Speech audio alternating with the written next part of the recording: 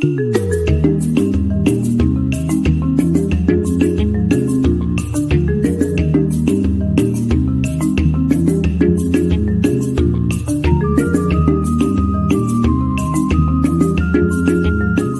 up with language, culture, heritage, and the arts from October 5th to the 7th. Make sure you're there. All we know that you are there.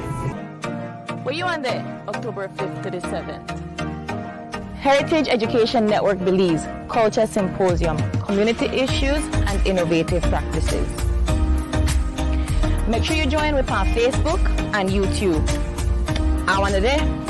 You better be there.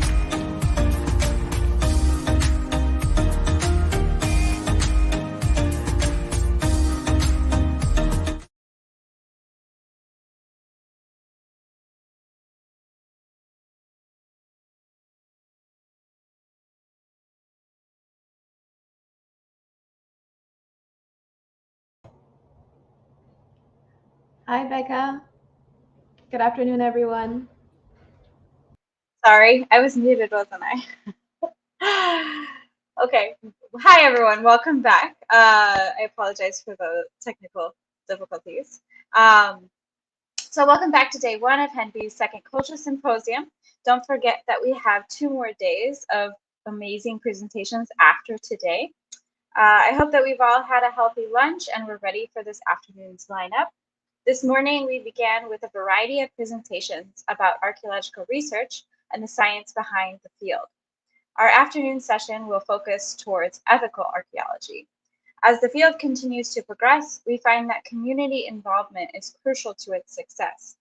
We hope that these presentations will inspire us as Belizeans and global citizens to take charge of our heritage and to understand that material remains within the earth of the many sacred mounds that dot our beautiful jewel. So to start, opening up our afternoon session is Mr. Antonio Beardall. Though born in England, Mr. Beardall was raised in Belize and within Belizean culture. Since 2004, he has worked with the Belize Institute of Archaeology and developed a passion for public education and outreach. His master's research centered on the successes and shortcomings of archaeological outreach in Belize. Beardall's future research hopes to investigate the impact of Belizean participation in archaeological research and how it helps inform cultural identity. Mr. Beardall's presentation is titled Lost in Translation, The Importance of Archaeological Language. Welcome, Mr. Beardall.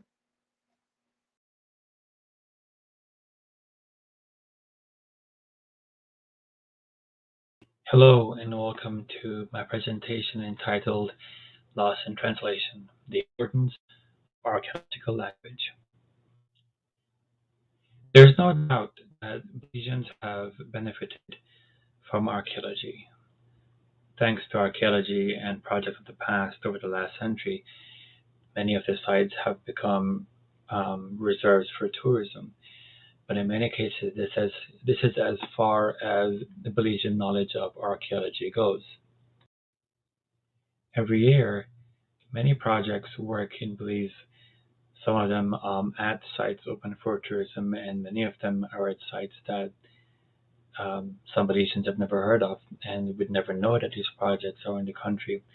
The only ones who do know are people who are hired by the project, some of the students, and people who attend, like the Belize Archaeology Symposium. For a long time, what was important to the researcher, to the archaeologist, is not really interacting with the public. It's to publish what they found out. It's for them to write their articles. It's for them to advance their academic careers. Archaeologists want to be known for finding the biggest, the earliest, the rarest. And Belize has had some of those, for example, with the discovery of the largest carved jade object in the Maya world and the second largest carved jade object in the Maya world. I believe interacting with the public is important for an archaeologist. It is their job, it is their responsibility to make sure that to the public, especially to the communities in which they work. Friend and colleague Adrian answered it perfectly when I asked him who's responsible for the archaeological education. He said it's the responsibility of the archaeologists to be able to explain what they found to the population. There is something that stands in the way of effectively sharing what you've learned in the field as an archaeologist or as a researcher, and that's jargon. Jargon is essentially any word or phrases that are used by a certain profession, such as a doctor or an archaeologist, that makes it hard for other people to understand. But I would like to also think that jargon is also an attitude or behavior that keeps people on the outside from coming in, such as not making your projects accessible, such as not sharing your findings in an effective way, or by thinking that as the archaeologist you are the expert, you know more, and that you also own the information that you are uncovering. How then can an archaeologist effectively talk to the people and describe what it is that they do, what is their job, what is their life's work? And is there a way of knowing the only way? Is their perception of the past the only way of knowing? What can occur when there is miscommunication between an archaeologist and a regular layperson who doesn't understand all these big words? Does it change or affect the way this person interacts with their own history? A very good venue where an archaeologist can reach out to the people of Belize is the Belize Archaeology Symposium. Many of you have attended and have presented there, starting in 2003, and it's going to be almost 2 decades now, where the symposium has become a place with an increasingly diverse audience. Archaeologists, students, tour guides, and other Belizeans who are just curious and want to know what's going on in their country and to learn more about their own archaeological heritage. Every single year as well, there is the publication of the research reports in Belizean archaeology, which compiles all the papers from the previous symposium into one single volume. What happens frequently, though, is that Belizeans who attend the symposium, who are not tour guides, who are not students, who may want to read the reports, are hit with jargon.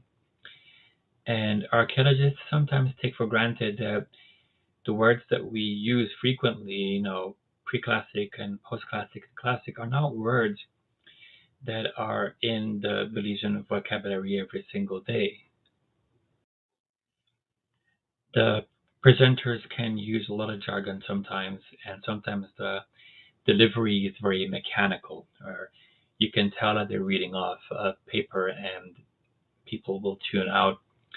And also, when it comes to asking questions, the Belizeans might be reluctant to ask questions. It's not something in our culture to want to ask questions like that in public. And getting access to articles, for example, the RRBA takes an entire year to be published. And while researchers may publish in other articles, these articles are in journals that sometimes require subscriptions and are expensive. And sometimes Belizeans also just don't have access to the internet. So why use big words? Does it make us feel smarter? Does it make us look smarter? Do we think that people will want to listen to us because we're the experts? My friend and colleague Sylvia said it perfectly.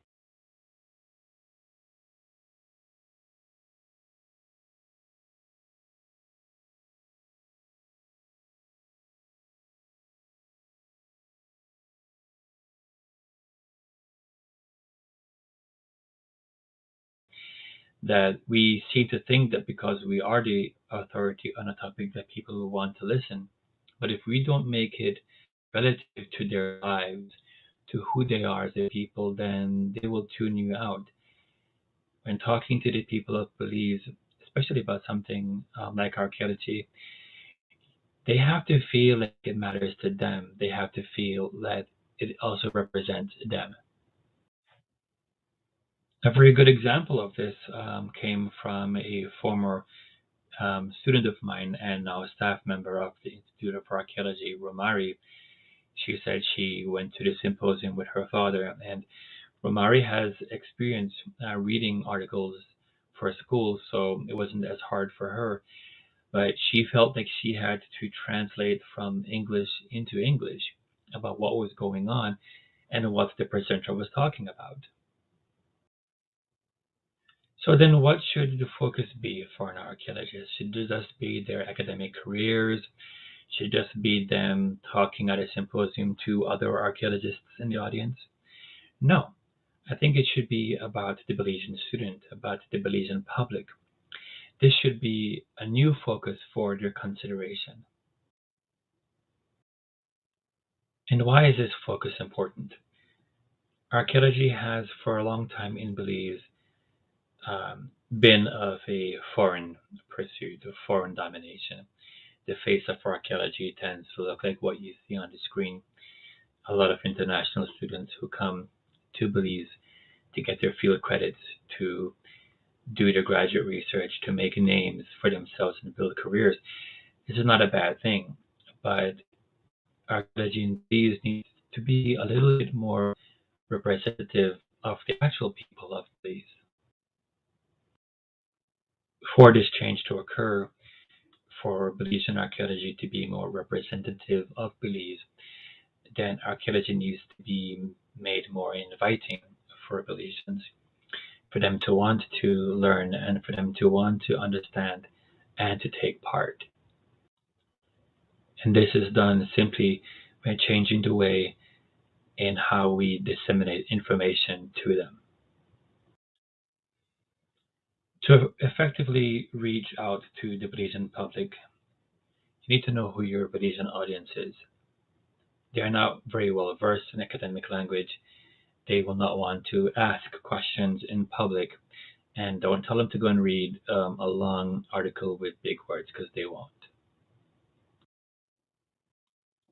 It is important for the Belizean public to be informed about what it is that you do, what it is that you're learning about their culture, their history, and their heritage. It is their right to be informed. It is important for them to be informed because it helps create a link for them to their history and their culture, and if they are informed, then they will do much more to help protect their own cultural heritage. Engagement is an important way to reach out to the Belizean people, not just simply at a venue like the Belize Archaeology Symposium. Go into the communities, go into the villages, go into the towns, the ones nearby where you work. Talk to the people. Tell them what you're doing in their community. Invite them to come and see what you're doing. Be a part of lectures. Be a part of archaeological fairs where you can meet with the people and talk to them face to face. Having an online presence is also a very effective way of reaching out to the Belizean people. But how you go about doing that is also very important. If you have an Instagram page or a Facebook page where you only post pictures and you only post pictures of your foreign students, then Belizeans will feel that they are not being represented.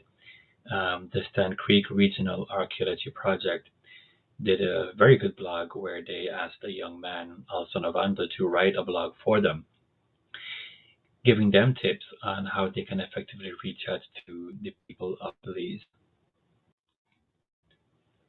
So I urge other projects to do the same. Reach out to the Belizeans who are on your project and ask them, what are effective ways that we can reach out to the people? And also by highlighting Belizeans who work on your project, other Belizeans will see themselves being represented.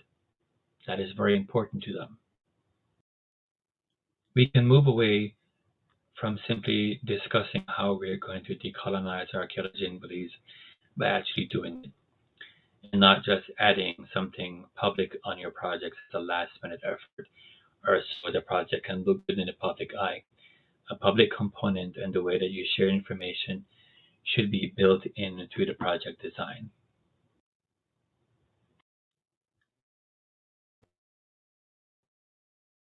I'm happy that researchers choose Belize to come and conduct their research and to help us learn more about our archaeological history and about our cultural heritage.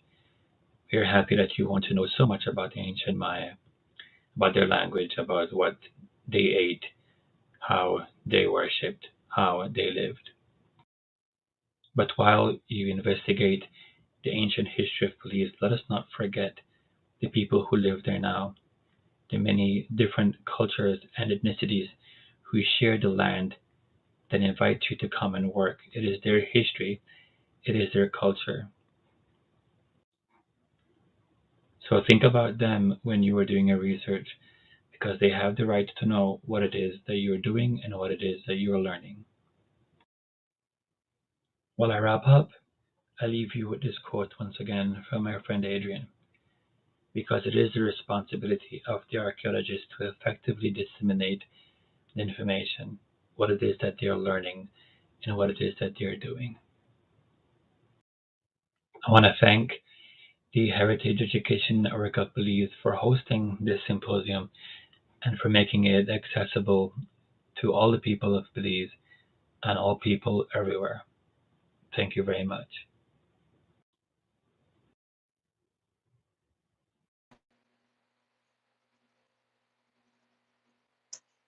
Thanks so much for that really informative and very relevant presentation, Mr. Beardall.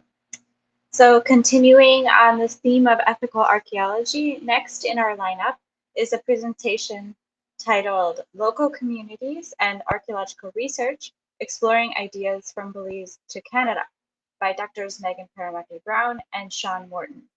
Meaghan is an associate professor in the anthropology program at Athabasca University in Canada. She has been involved in archaeological study in Belize since 1999. Her research focuses on the built environment and production studies of material culture.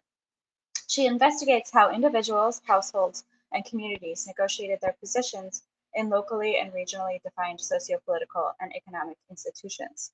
She also studies the impact of such negotiations on the overall processes of ancient settlement and urban development.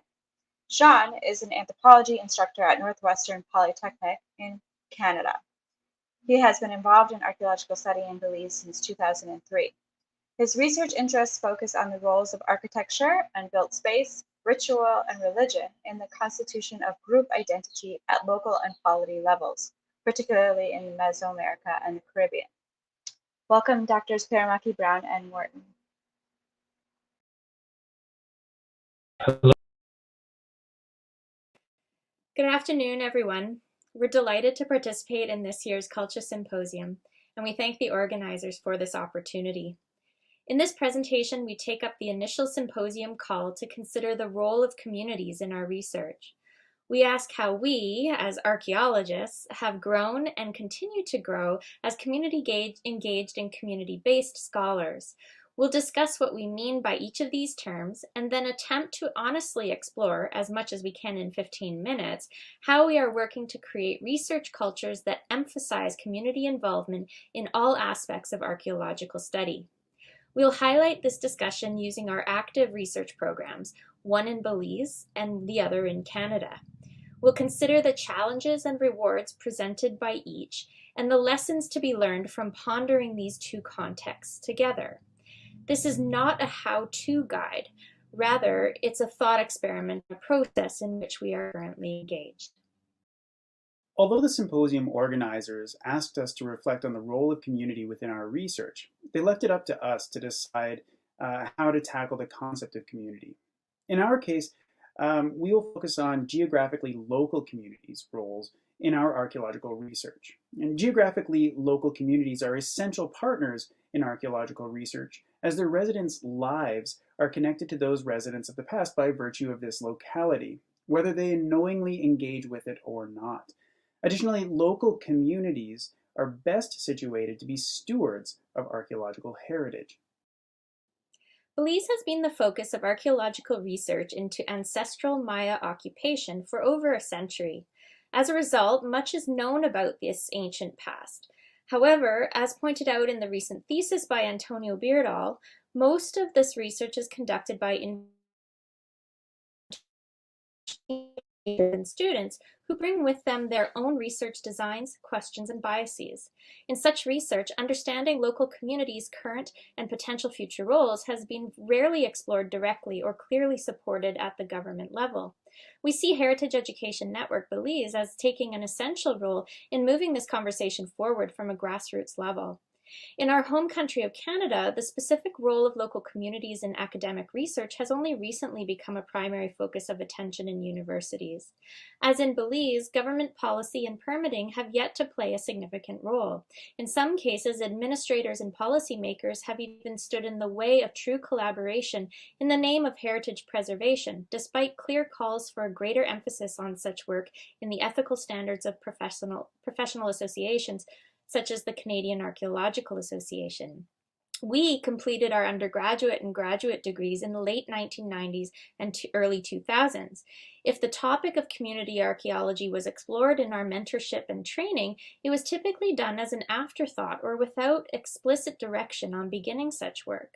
This work was commonly presented as a necessary evil, typically consisting of one-way outreach, so the researcher teaching community members, essentially convincing the public to keep paying for archaeological research. Learning how to engage communities and build lasting partnerships is a work in progress. No matter how much you read about such a topic, we learn through honest attempts and more failures than successes. Before we go any further, we want to highlight two terms we use to describe community involvement in archaeological research. The first is community engaged research. This is research by and for the community. That is, community members help with doing the research in various ways, or they receive research knowledge, often through outreach efforts on the part of researchers. The other term you'll hear us use is community-based research. This is research with, by, and for communities. In this case, community members are more than passive consumers of the products of the archaeological process, including acting as volunteers. They take on the additional responsibility of being partners in the research and planning and doing stages. They also plan and deliver knowledge outreach alongside or perhaps independent of credentialed or professional researchers. The practical difference may, in some cases, be subtle. Still, it's crucial, as it represents a certain loosening of our grip on the reins. This isn't always easy for a group of people trained to believe that they are the ones most capable of commenting on the past. In both cases, relationships between researchers and community are essential. The degree to which there is a give and take in that relationship separates the two. Often archaeological projects will start with a version of community-engaged research, mainly if they are new to a community, and will work toward becoming community-based. This is the case for our research in Belize and even in Canada. Building a genuinely community-based archaeology project takes time and a robust framework and foundation. We've started comparing it to the building of a long-lasting house. Although we conclude that there are no one-size-fits-all models for such endeavors, their pursuit is what makes archaeology worthwhile and most impactful in today's world. As we mentioned, we co-direct two research projects, one as foreign researchers in Belize and the other as local researchers in Canada. In Belize, we established the Stan Creek Regional Archaeology Project, or SCRAP, in 2014 in the Stan Creek District after working in the Cayo District for roughly 15 years. We began building relationships in the local Maya Mopan village in 2013. In Canada, we started the Old Byzantine Archaeology Project, or OBAP, in 2021 in the Peace region of northern Alberta. This happened during the COVID pandemic lockdown, shortly after we moved to the region. We began building relationships in the local hamlet of Byzantine in 2020. Both local communities are rural and are situated in frontier regions. Regardless, both are well connected to more urban environments via transportation and communication networks and are within the cultural homelands of diverse Indigenous peoples and descendant and recent settler communities.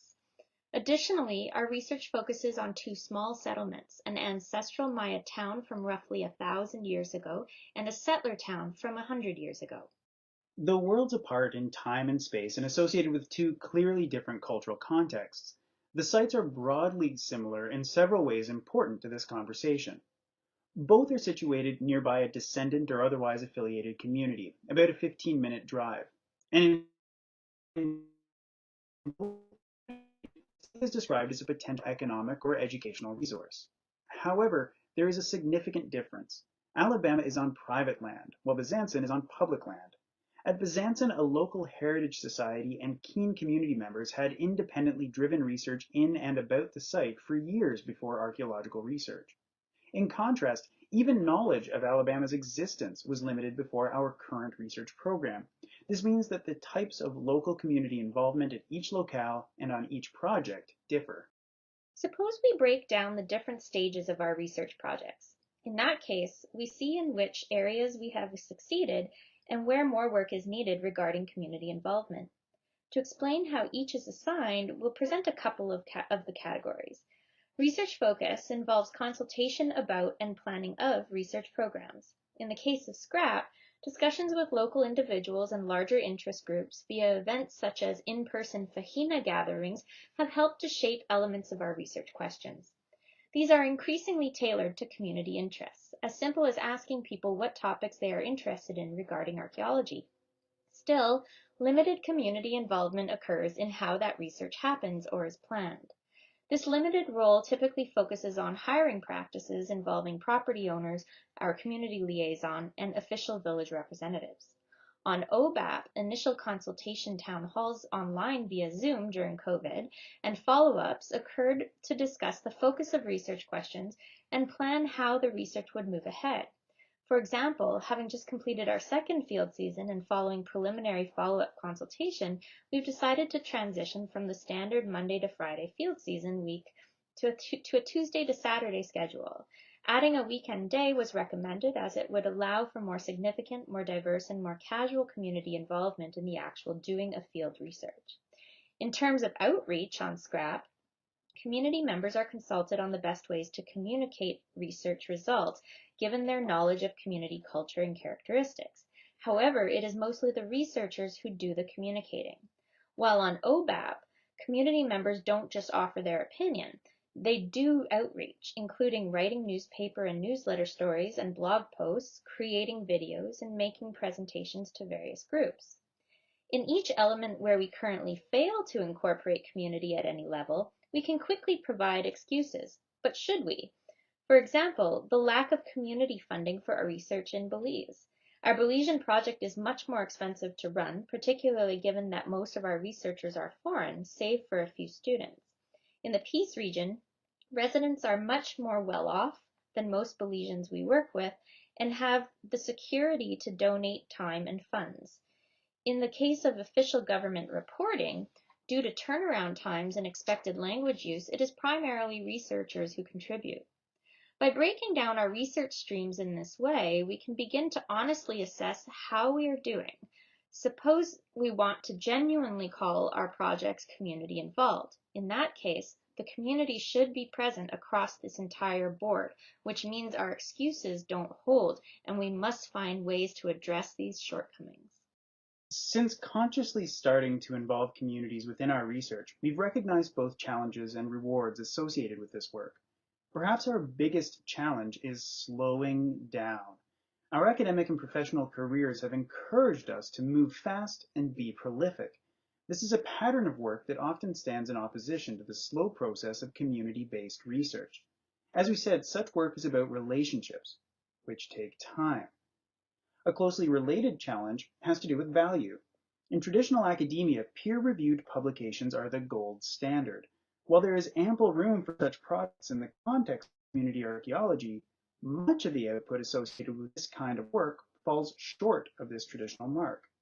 While the academic climate is changing, finding the balance between research and service remains a significant hurdle in highly competitive academia. Third, the Western educational system has typically encouraged us to believe that we are the most capable experts and communicators on the past. We need to disabuse ourselves of that notion. Fourth, we don't know what we're doing. We're bumbling along in the dark on this, buffeted by different contexts, different personalities, and different interests. There is no instruction manual for this kind of work, nor could there be. We try to pass on best practices as far as our experience has taught us to our students and colleagues. We in turn open ourselves to learning from others. Failure is inevitable. You're going to mess up. You'll talk to the person or follow bad advice. It's just reality. Roll with it, gather your wits, open your heart, and jump back in. Of course, one of the great satisfactions of this kind of work is seeing the challenges turned into rewards. Slowing down allows you to honestly take stock of your motivations and goals.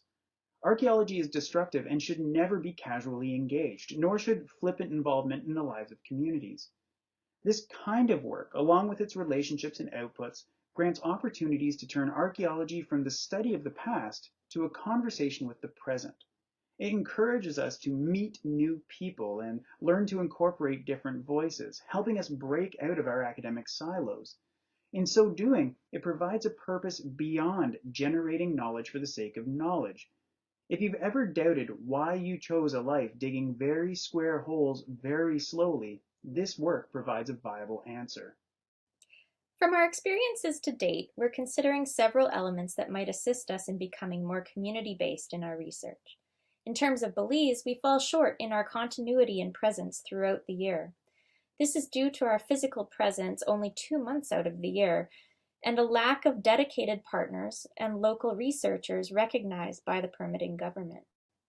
Most engaged partners have been official village representatives, so the alcalde and chairman, who are not permanent. This failure was made more visible during COVID. Although funding and a degree of local expertise were available during the time, permitting practices in the country would not allow for research without PhD researchers. We've started to fix this by slowly reorienting our studies to focus not entirely on archaeology, but on archaeology as a single service element and focusing on issues of land use in the region, both past and present, particularly as it relates to the complex histories of ancient and modern industries and environmental protection. This centers other types of funded study not currently requiring PhDs that can be led by local community members. Such citizen scholars take the lead in our Byzantine research, focused on the deep and recent histories of that landscape. Identifying interested individuals in Maya Mopan to start up a local heritage interest group will hopefully also foster greater community involvement in the research, beyond the standard hired field assistants and independent of researcher direction. Such an interest group exists in Byzantine and is a significant source of community involvement there at almost all levels. Accessibility to sites is also a key element. As Alabama is located on private land, it is not easily accessed by the community when we are not in the country. Community representatives need to initiate conversations with property owners with our assistance to reimagine access and use of the site for future educational initiatives and more. In the case of Byzantine, this is less of an issue as the site is in a municipal park open to the public. We must also be more creative when considering how best to incorporate community initiatives into funding strategies and reporting in Belize. Involving communities in these essential stages helps build a social investment that will outlive researchers. Finally, knowing our local communities is an ongoing process. Communities are not identical, nor are they stagnant. A great example of this is in considering outreach via social media.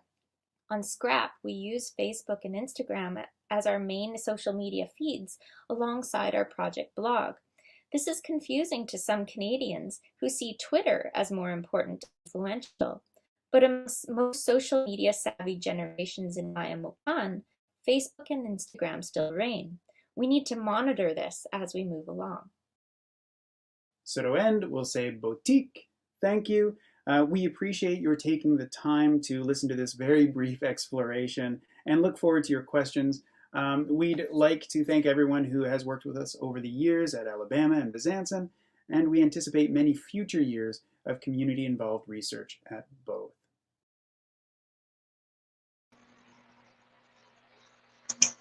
Thank you so much for that very, very self-reflective and very relevant presentation. I will say that this session is wrapping up to be a practice in self-reflection for myself and probably many other archaeologists. And I'm really looking forward to the live Q&A.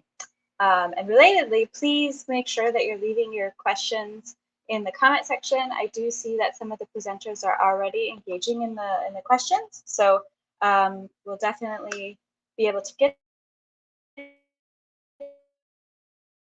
have a simple conversation. So our next presentation is about community engagement and archaeological research in the Mopan Valley of Belize. It will be presented by Dr. Rachel Horowitz. Dr. Horowitz is an anthropological archaeologist whose research examines ancient Maya economic organization and the role of different actors in these economic activities. She specializes in the study of lithic technology, or stone tools, using organizational approaches to link tool production to past economic organization. Rachel is currently conducting research in Western Belize and Eastern Guatemala with some of her co-authors. Welcome, Dr. Horowitz. Everyone, thank you very much for coming to our presentation today. I'm Rachel Horowitz, and I'll be presenting on behalf of my co-authors and myself on our talk on community engagement and archaeological research in the Mopan Valley of Belize. Thanks. First, we'd like to start off by thanking the organizers of the conference. We're looking forward to all of the events over the next few days.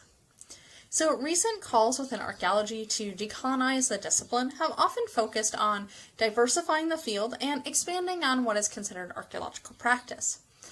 Much of decolonial practices rely on public archaeology, both to expand opportunities for people to participate in the creation of archaeological knowledge through excavation and other activities, but also through providing information and activities to broader communities, particularly descendant groups and stakeholder communities.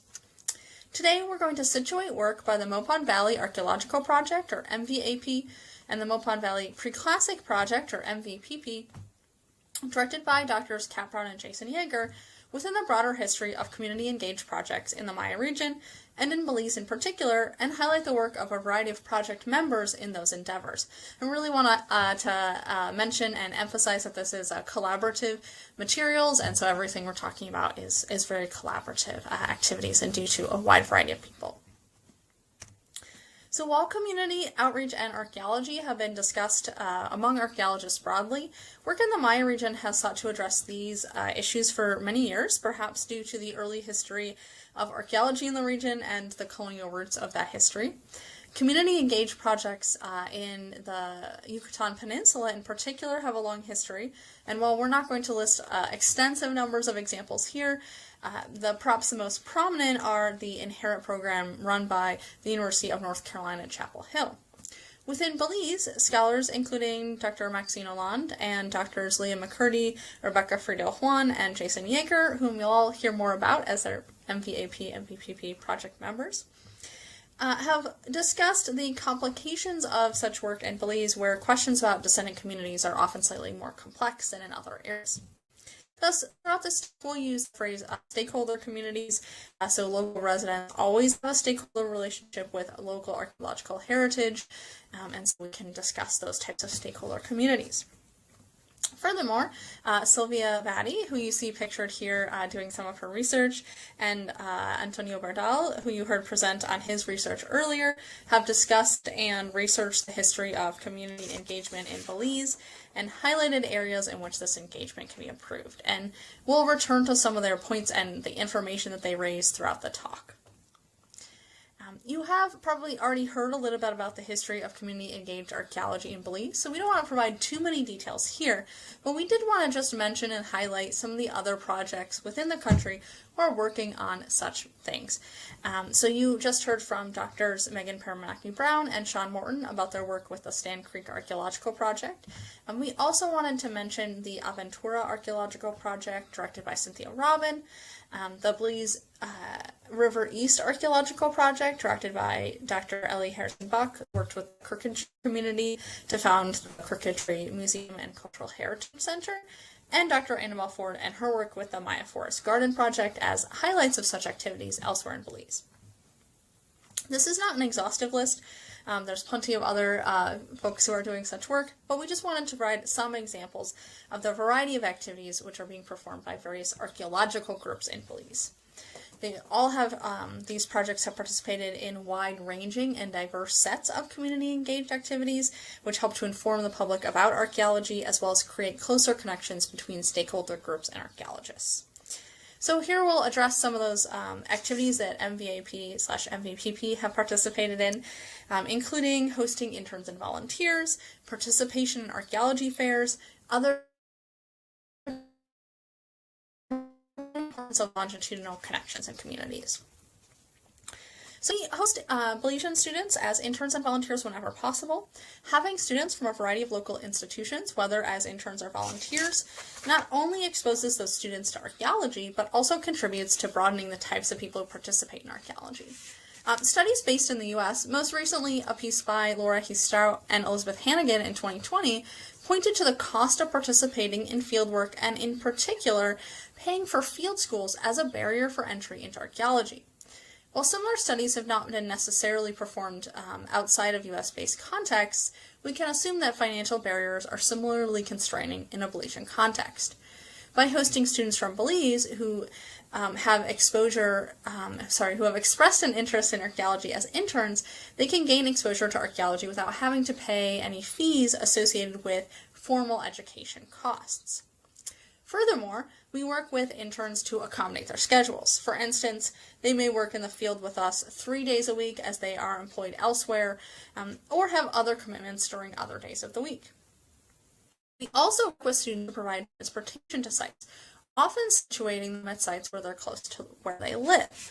For example, many of the student interns that we've had in recent years have come from John Paul II Junior College in Benque, and so they've gone out to Arnal as we drive through Benque on our way to site and can easily pick the students up on the way. However, we do aim to get students a variety of experiences and thus have them participate in excavations at different sites and in the laboratory depending on their interests. While not all of our student interns have expressed an interest in continuing with archaeology after the field season, it is always better to know if one is interested than not have that opportunity, even if you decide after all that you're not interested in continuing. One of our recent interns, Doris, did go on to continue volunteering with the Institute of Archaeology after working with us in the field, so we were happy to be able to facilitate that connection and excited to see her continue at least for a little while and in being interested in archaeology. So in addition to student interns, we also have had volunteers from the community. So most recently, these have included Americans who are currently residing permanently in Belize. Their participation in the excavations provides an opportunity for these volunteers to become more familiar with the history of the region in which they now reside, but also to create connections with the local community through interactions with other people working on the project. So they might be interacting with and having exposure to people that they wouldn't have encountered in their daily lives in Belize otherwise.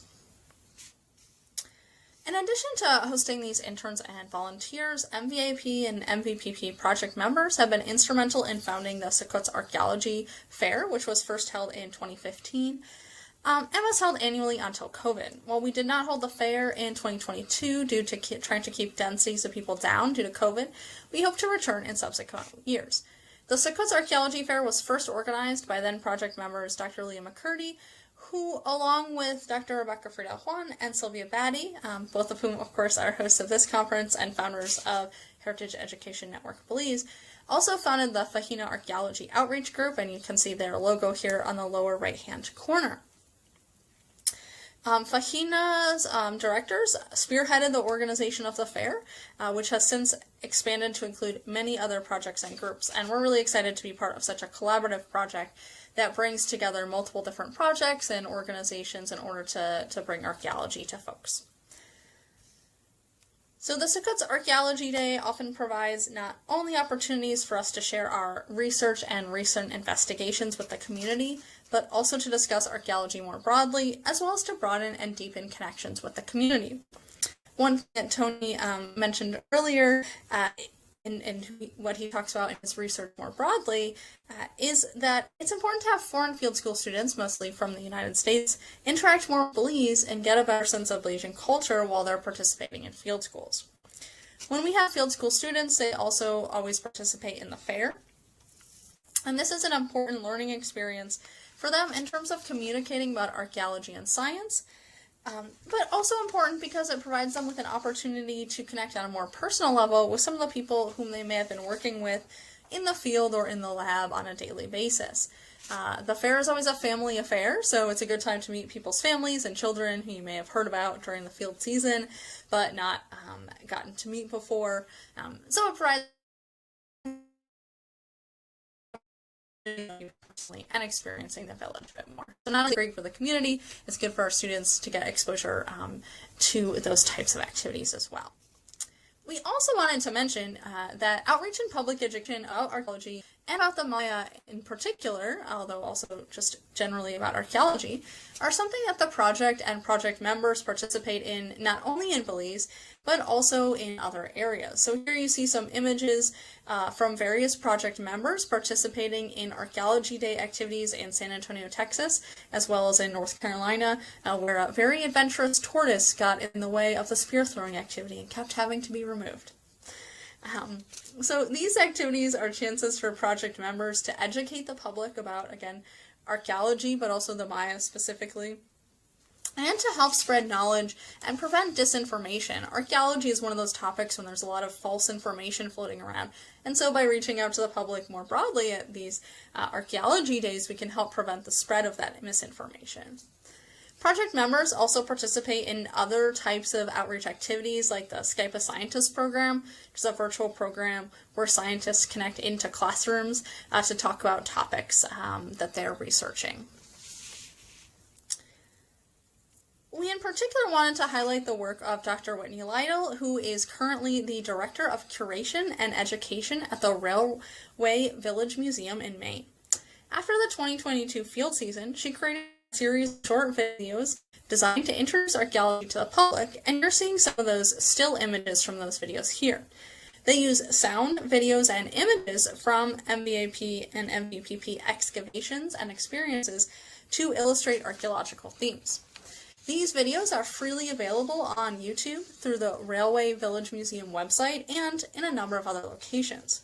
These type of outreach activities reach a really broad audience and help to contextualize research about Belize to a more global audience, as well as potentially being useful in classrooms and other educational spaces in Belize itself. While in Belize, project members also participate in giving talks, site tours, and other types of outreach activities. As several project members work at tourist sites, most notably Shinantanich, they often speak informally with tour guides and other interested public during the field season as people stop by excavations. This is a great way of getting information out to people who are already interested, as they're already at an archaeological site.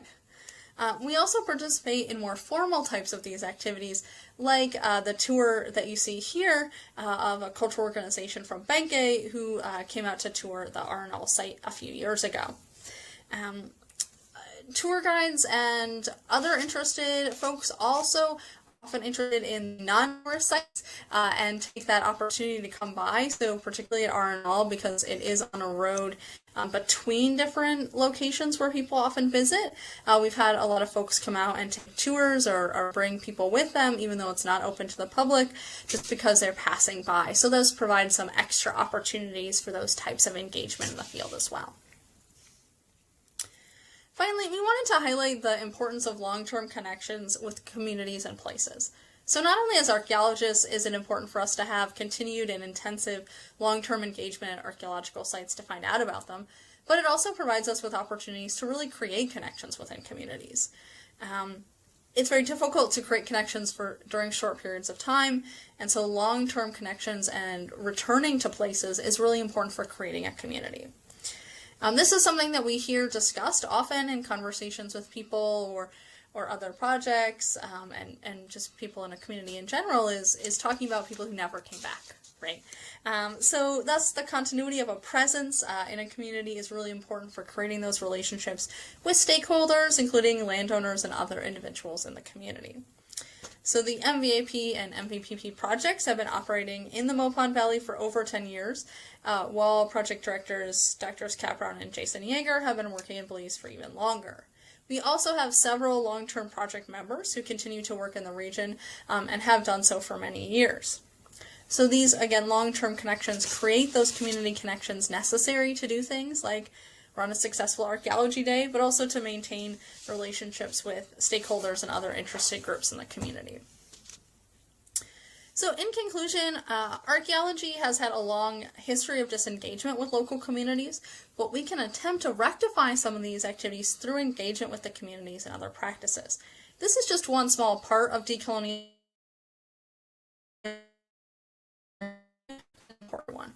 As many scholars of community engagement point out, broader audiences help recruit people who might want to participate or gain experience in archaeology. We can also help people gain that experience through reducing barriers to participation by working around schedules, removing costs, and providing transportation to excavations when possible. In addition, broadly exposing people in general to archaeology helps prevent the spread of misinformation and pseudo-archaeology, which are very common and themselves help to perpetuate colonial mindsets about archaeology.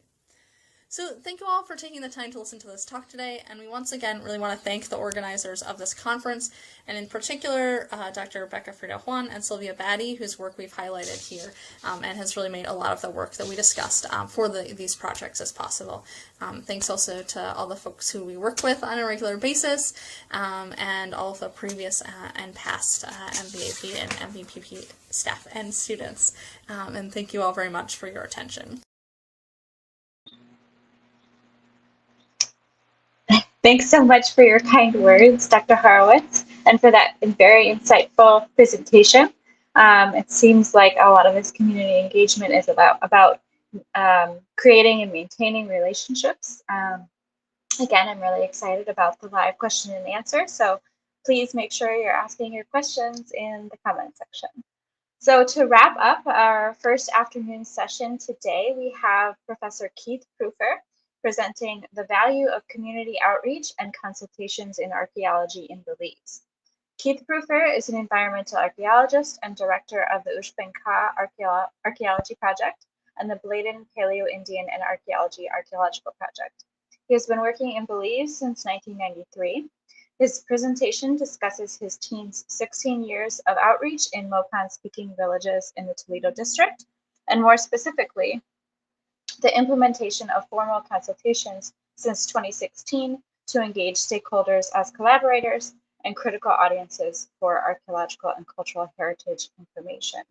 I believe we also have somebody else from Dr. Prufer's team presenting tomorrow on some of this work being done down south, Dr. Amy Thompson. So if you are interested, if this piques your interest, I highly recommend you join in and watch that presentation as well.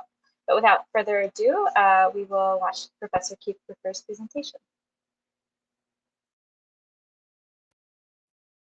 Hello, everyone. I'm Keith Prufer. I'm an archaeologist working in Belize since 1995, essentially, 1994. And I'm here with my co-authors, Beth Dorgay from the Yaeger Conservation Trust, Jose from the Ushbenka Association, and Doug Kennett from the University of California, Santa Barbara, to talk about community outreach and consultations in Belize and how archaeologists have addressed these issues in the past.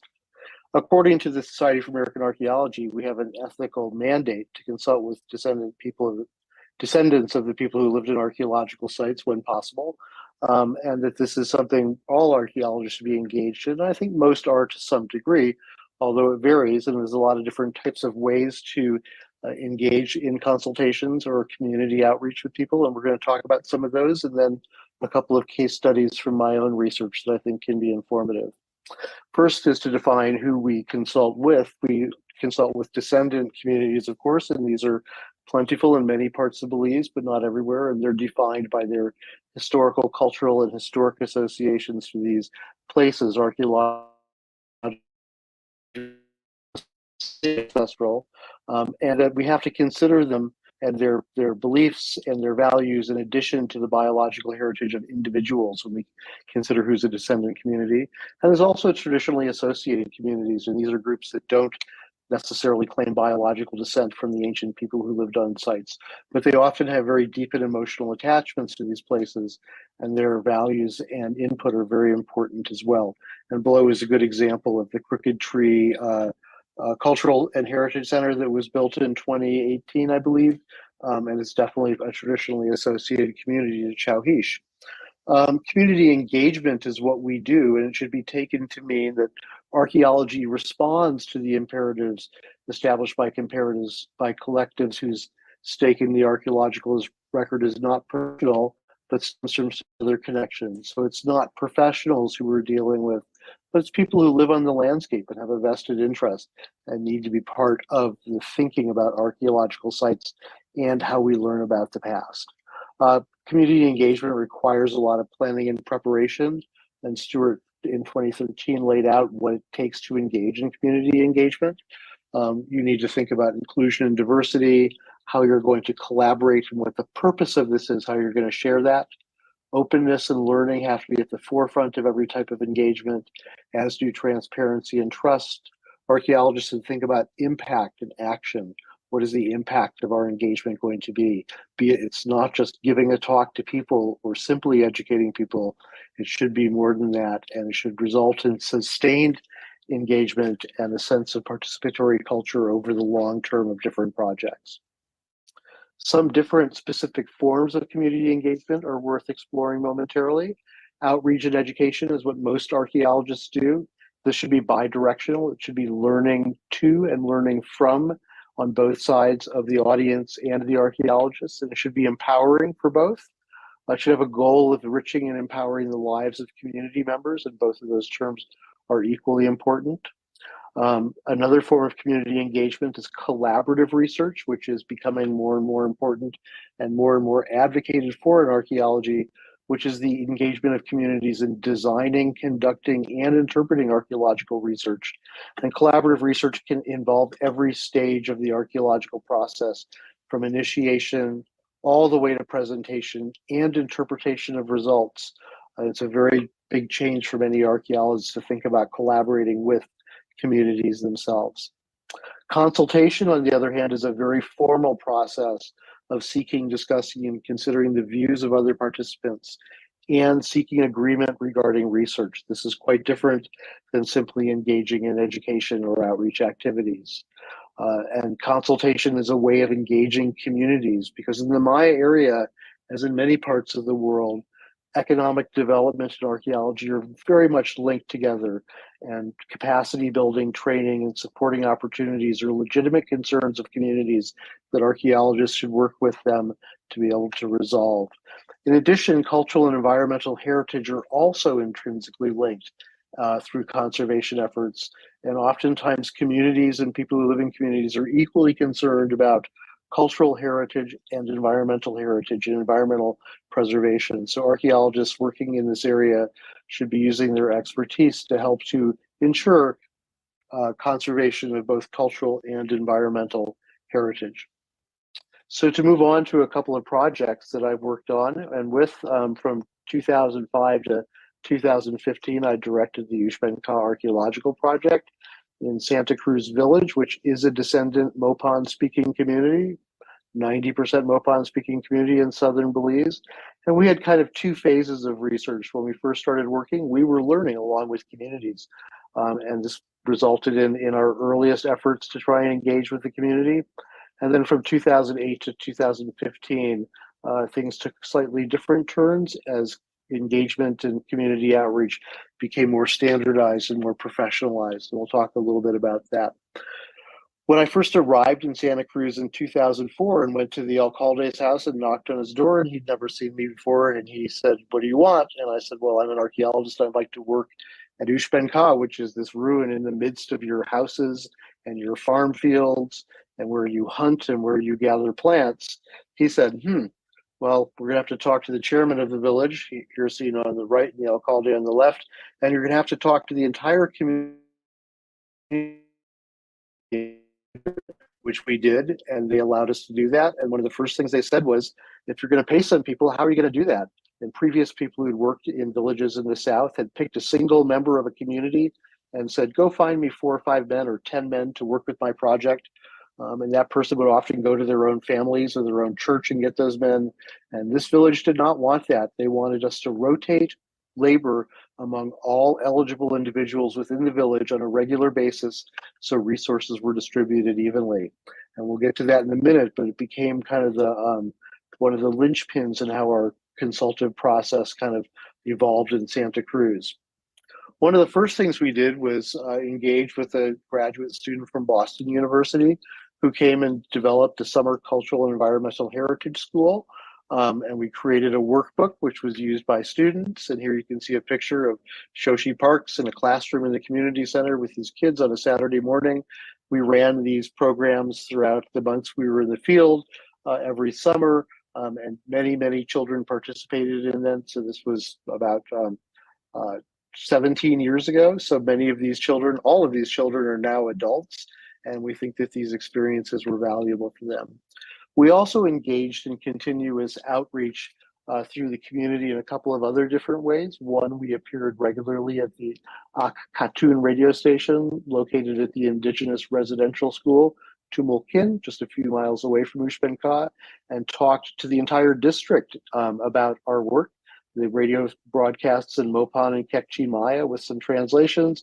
So we had a wide audience of people who were learning what we were up to in Santa Cruz, what we were learning about archaeology, and how we were working with the community. We also regularly met as a condition of our permit, at least once a year with the entire community, and frequently did artifact show and tell days where we'd bring in much of the material we'd find at the site. People would gather questions, we would ask questions. It was a very bi-directional learning experience for everybody. Like I mentioned before, we rapidly set up a system to be able to hire a limited number of men each week and then to rotate that group every week. And it quickly became apparent that this was very complicated. We didn't know everybody in the village. We didn't know the households. So we worked with the community to form a community-based organization called the Uchbenka Kinahau Association, or UKAA, to act as the intermediary who would hire people from the village. People actually liked this better because they elected, the whole village elected the executives to this non-governmental organization. And we worked with them for the first 2 years we were there to secure labor. And even though there was some ups and downs, it generally worked out quite well, but it's a lot of work to train such a large number of people just to work for a few days each year. But it was the cost of working there. We also had visits frequently from the Institute of Archaeology, and they kept an eye on things, but also they learned about how we were working with labor and working with the community. And I think this was a useful endeavor. In 2006 and 2007, the UKAA decided they wanted to become an NGO and become officially registered as a nonprofit organization. It needed to develop a charter and a management plan, and we worked with them to do this. We provided technical services, but the village itself wrote the management plan and the charter, and we simply sat in and helped with translation and consulted on technical issues. It took 2 years to develop the charter because every sentence of the charter had to be read to the entire village in Mopan and voted on. Once it was done, though, people had a sense of ownership within the community of this process. In 2018, we received money from the National Science Foundation that included some capacity building funds, and we brought in cultural anthropologists, Rebecca Zarger and Christina Baines, who developed the Toledo Environmental and Cultural Heritage Alliance, another set of workbooks that were taught in the local schools, but also introduced to the Ministry of Education and eventually taught in several schools throughout Toledo, while we continued to engage with the community and with the UK, which was growing more and more competent with its third and fourth set of elections to elect new executive members to the council and more responsibilities. One of the last things we did before the project began to gradually shut down in 2015 was to engage with the community to develop a boundary around the Ushbenka site. This is a community boundary, not a legal boundary in terms of the government, but the community wanted to make sure that farmers didn't burn milpas and other fields within the archaeological ruin. We supported this, and the UKA established a boundary around the site that was voted on by the community. We assisted technically with GPS to demarcate that and to cut a boundary line along the ruin, which has been modified a couple times since then to allow for additional land to be used by farmers, and also allowed for the building of the museum and cultural center, which I'll talk about in a moment. After we left Santa Cruz, the UKA was a NGO now for almost 6 years, and it was able to engage with nonprofits around the world and funding agencies. And from a group called Asikiafok, which is funded by the European Union, they raised money to build a cultural center and museum in Santa Cruz, a rather expensive endeavor. The Institute of Archaeology stepped in to afford technical advice and to help mount monuments, make sure the building was secure. And in 2018, the Museum of Santa Cruz opened to great fanfare. There was a very large celebration. Several hundred people attended with a lot of cultural events and dancing and food. Here you can see a picture of the museum itself, and John Morris of the Institute of Archaeology, the former director, and Christina Koch, the head of the MLA, the Maya Leaders Alliance, meeting and discussing, and we're really pleased to see dialogues continuing. The UK also developed promotional materials and self-guided tours and guided tours with tour guides to allow people to visit the center and the site itself, to walk through a plant trail and visit all the different groups at the site, which is where things are today as the UK continues its efforts. Beginning in 2016, I started the Bladen Paleo-Indian and Archaic Archaeological Project in the Bladen Nature Reserve, which is much more remote than Ushbenka. It's not near any community. It also has some of the oldest sites in Belize, and we focused on ancient diet, mobility, and DNA. And to do this project and to work with communities proximate to the Bladen Nature Reserve, we partnered with the Yacht, which is an NGO that is almost entirely staffed by people from descendant communities, Kekchi and Maya individuals, mostly from the Toledo district, to create conservation programs that benefit both natural and human developments within what they call the 770,000 acre Maya Golden Landscape of southern Belize. It's a really remarkable organization, and they offered to facilitate consultations and presentations within the community. We also engage in bi-directional collaboration with their rangers who accompany us in the field every year for up to a month at a time, camping out at great distance from other communities or sites. The Bladen is really, really remote. And in this map, you can see kind of up here the Bladen Reserve. And we decided that to do consultations, since there are no communities, we should work with communities that bound on the protected areas. We call these boundary communities, and they consist of descendant communities, some immigrant communities like Trio Village, which has a lot of refugees living there from lower Central America, as well as traditionally associated communities such as Big Falls, which is a highly diverse community of descendant individuals and not. Our consultations are very formal. We provide advance invitations. We provide transportation to a center where consultations take place. We provide refreshments. We present on our research for 1 hour and allow 2 hours for questions and discussions. And our goals are to share knowledge, listen to concerns, and collaborate with these communities in our research.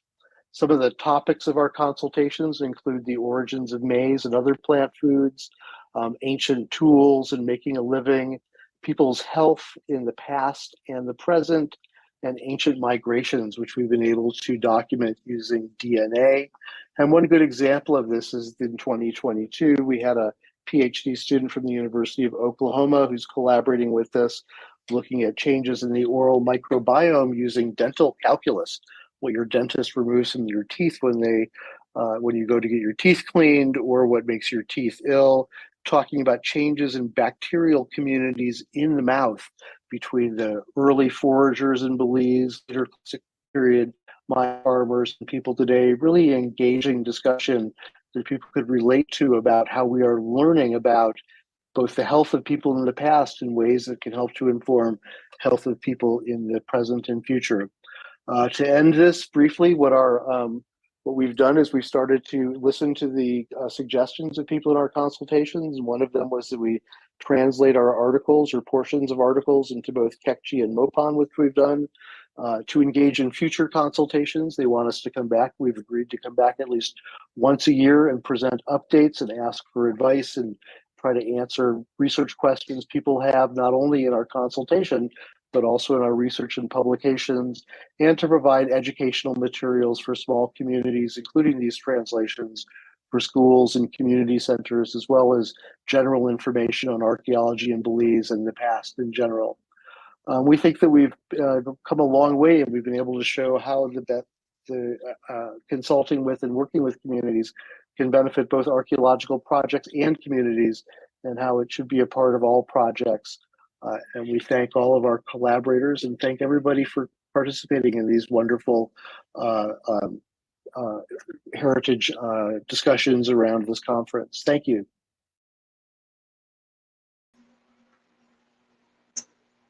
Thank you so much, Professor Prufer, for wrapping up a very informative and very relevant session on how we can make the discipline more ethical, more productive, and ultimately better for everyone involved, right? So now we will move on to our live Q&A session. So I will welcome all of our presenters to join me here on the screen. And then we will address a number of, hi, Dr. Morton. Hi, Dr. Horowitz. Hi, Mr. Beardall. I think we have, hi, Professor Prufer. And I think we have, yes, Dr. Peuramaki-Brown. Wonderful, welcome. And thank you for all of the amazing work you all are doing. This has been an amazing session, I think, giving myself and I'm sure plenty of all of our viewers a lot to think about and chew on, right? So to start, I have a question from Mr. James Bacon. I think it's kind of perhaps more to Dr. Peuramaki-Brown and Morton about their discussion of using social media to disseminate knowledge, right? So he says, is it possible, oh wait, no, this is not the correct one, I apologize. We have so many, you guys have already started talking in the comment section I saw, so. I think there's a disconnect. I know sites that try to write and keep up blogs and have Facebook pages, but I don't know how these resources could be made more findable to people in Belize. Maybe they could all be hosted on a website. So I don't know if Dr. Morton or Dr. Peuramaki-Brown have want to start. I'll let Shawn say something because he's got to run to go teach. So. Oh, sure. Yeah. Go ahead. I mean, I guess I'd just say that individual projects have it on websites, and so you know, if you know to look there, most projects have some kind of output like this, or many projects do. I think Tony in the chat addressed this directly, though, suggesting that perhaps kind of a central location where multiple websites could kind of be shared would be ideal, right? I didn't just make that up. That's what you said, right? Yeah, I mean, I know that there are many projects that have like their own blogs, their own Facebook, their own Twitter, their own Instagram, and all these things. But to have to go and find them all, sometimes you don't even know if these projects are even working in the country. But if you have like a singular website where all of these different media accounts are linked to, then anytime they share a post, it gets updated on a singular site. I mean, I'm sure that's not impossible given what we can work with these days. I'm sure it's possible. Well, I would wonder if it's not something that we could do through, like I mean, not to put something on someone else's plate, but the Institute of Archaeology seems a delightful central location for that kind of thing, right? That we're already turning our reports into and stuff like this. So I think it's possible. I mean, we do have someone that is responsible for all social media when it comes to archaeology in Belize. And that could just be like an added task that they can do to keep people abreast of what's happening in the country. I think they've been doing a good job of sharing that, but to find all the accounts and all the different platforms, I think the projects working in Belize should just send a message saying, hey, this is where we're on. Can you share our links? That would be a good way. And then I think I also mentioned when it comes to making information more accessible to people, the research reports that come out every single year, that takes a whole year to come out and also cost an arm and a leg to get a copy sometimes, written pretty in jargon-heavy language. I remember after a conference, my colleague Erin said it would be a great idea if all these projects that write something for the RRBA could write something that is shorter and that is definitely easy for everyone to understand, and produce a separate volume that you can give out to schools and tour guides, so they don't have to go through all the technical language and graphs that they might not really care about, and just get to the meat of the information. This is what our project did this year, for example.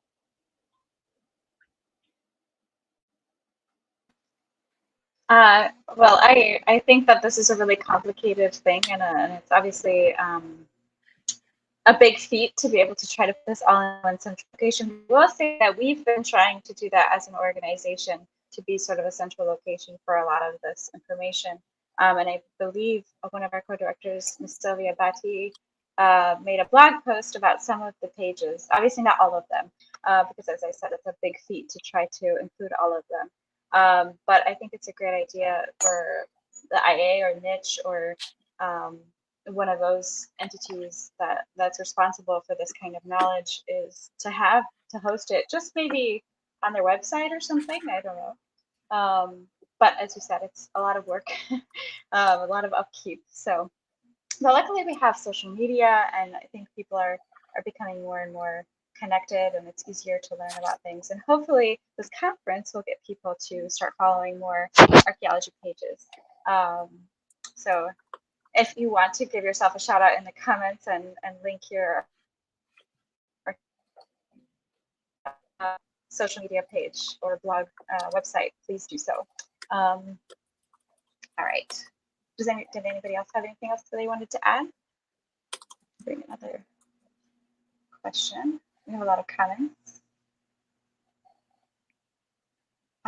So this is a comment from Mr. Jorge de Leon, which I think, I'm not sure if anybody addressed it, but he's, I think, requesting that sharing the information with tour guides and making the information available to tour guide associations is something that should be central here, because they really depend on this information, right?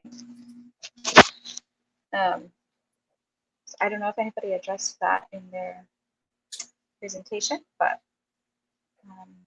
something to pick up, I suppose. I think I have some. Oh, go ahead. Go ahead. Oh, No, I mean, I think there's a delay. Tony, go ahead. Thank you. No, I think exactly what I just mentioned, and Aaron commented in the comments that it is a good idea to have something that is easily accessible to tour guides. We already know that many of these guides have their own groups and their own organizations, and many of them do come to like the BAS every single year because, as you said, this is their livelihood. But a lot of the presentations that they may go to, while they're very full of information, some of the information is also very hard to digest. And if they have to pour through the reports and articles for that one paragraph that makes sense to them, then that is also sometimes, it could be a waste of time. So if there was to be a separate volume where the same presentations after the symposium or articles that are written throughout the year are put into something that is smaller and easy to digest that we could just give to them, or could even be a lot more affordable, then that would be great, not only for tour guides, but also for the local libraries, go to the schools, give them a copy. So any student who's interested in what's going on in the country in terms of research can read something that is very simple that they can understand without having to try and interpret what these articles are trying to say. Professor Prufer, did you have something to add?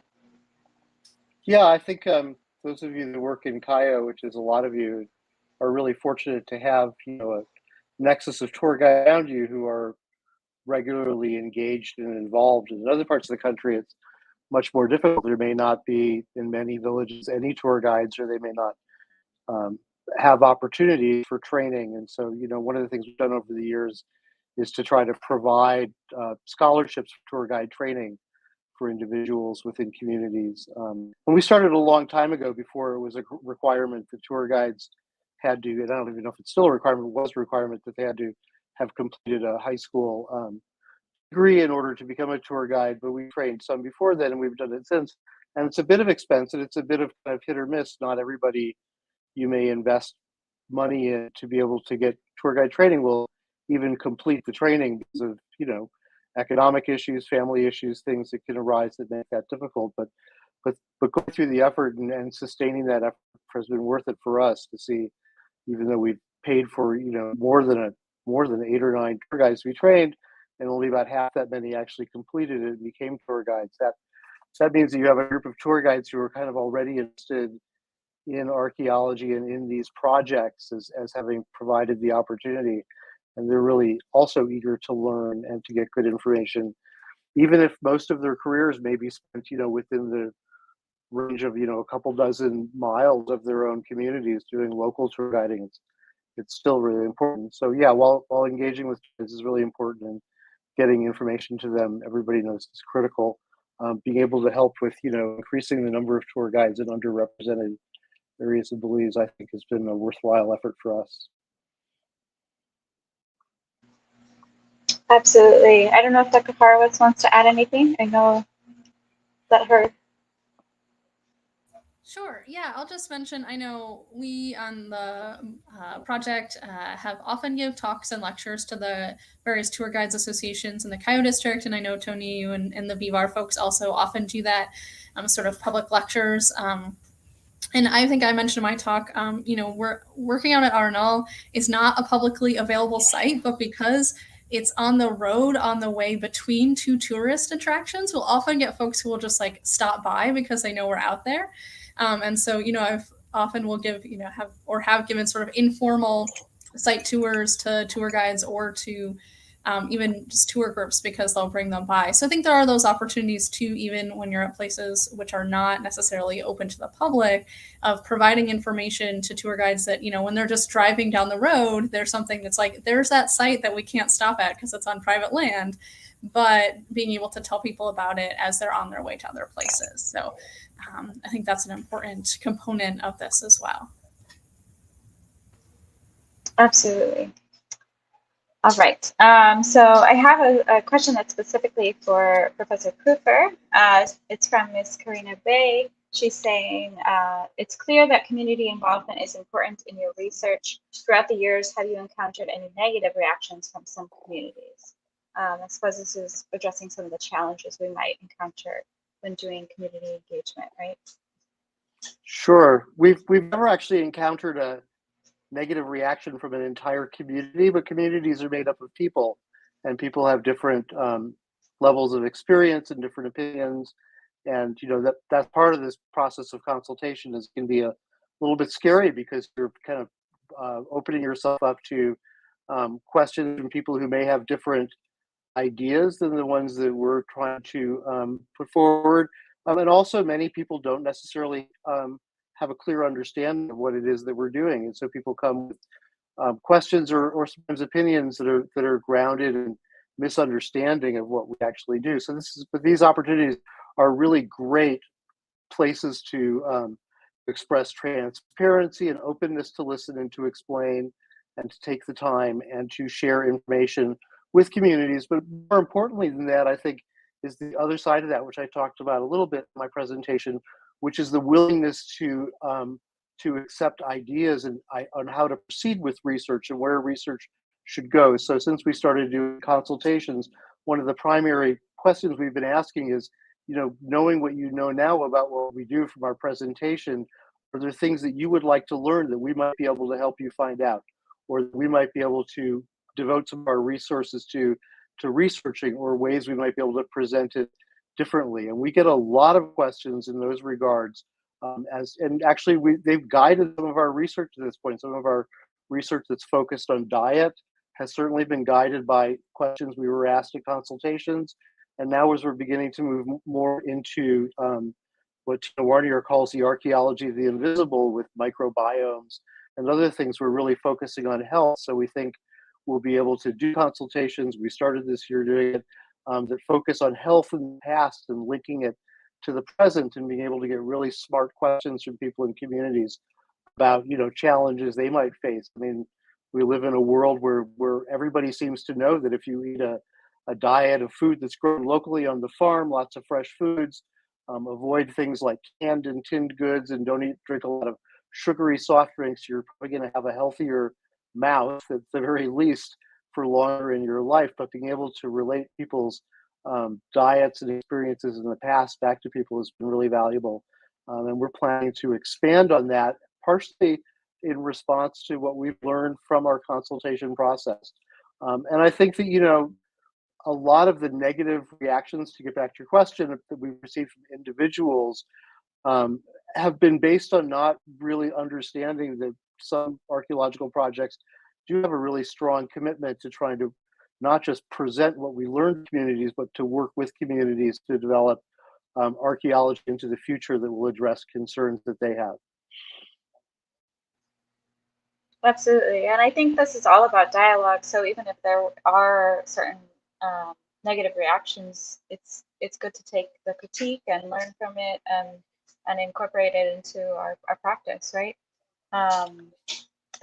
That's how everything goes, right? And I think that a number of the presentations addressed that. I don't know if anybody else has anything to add about if they've had any encounters with negative reactions, but that was specifically for Professor Prufer, I suppose. All right, we do have a question that's specifically to Mr. Antonio Beardall. It's in academia, we often have to describe certain things, share info with precision, and maybe that's why it can easily become jargon. How are we getting rid of jargon and simplify? How can we get rid of jargon and simplify information without erasing complexities? This comes from one of our co-directors, Ms. Ella. That is a very complicated. Yeah, because these are words that we sometimes need to use because they're the only words that describe certain situations or aspects of archaeology. But as long as you define your terms, then then that's helpful. But sometimes what happens, and we see it a lot when people give lectures, is that they use these words and they take for granted that everyone in the audience knows what they're talking about. It also happens when they write articles. And I know it can be tedious to have to continuously define what these words mean, or if we're talking about like a time period, to give the dates, for example. What we may fail to realize is that we're not writing and we're not presenting for ourselves, and we're not doing it just for the benefit of other archaeologists who may be listening or who may be reading. We have to try to reach out to people who are not specialists. So if there are simpler ways to define certain things, then by all means, I think we should go with something that is a lot more simple. But if your audience is strictly academic and you're writing for a journal that is strictly academic, then by all means, use all the big words you want. But we need to take into consideration when you work in a country like Belize that many people in the audience are not specialists. The people who are who come to visit the sites, who live nearby, are not archaeologists. While many of them are in the audience at the BAS, many of them now, because the audience is becoming quite diverse, are not archaeologists. And tour guides will tell you the same thing, that they try to read some of these things and it's too complicated. So a lot of the information that you write down is not fruitful. So I think doing away with jargon would be extremely difficult. I think navigating around it is our best bet. It's just knowing in a context who our audience is, who are we talking to, who are we writing for, and can we write the same thing that we wrote for our colleagues in academia for our friends and colleagues who are not in academia. And if you can't do that, then there might be something wrong with what you're researching. I think, yeah, absolutely. We can make efforts to define things, and I just want to give a shout out to Drs. Peuramaki-Brown and Morton for doing that in their presentation very, very well. So that was obviously there are things that we can do to make all of this information much more accessible, which is what we're all about here at HENB. Do you want to say something, Dr. Peuramaki-Brown? Yeah, I was just going to sort of share an experience that actually Sylvia Batty and I had on, just learning and coming to realize how much we do use jargon. And there's the very obvious stuff, but then there's the stuff that you don't actually necessarily think about because it's so natural in our conversations. But together we'd written an article for a public news outlet, and part of the process for submitting that is we had to run it through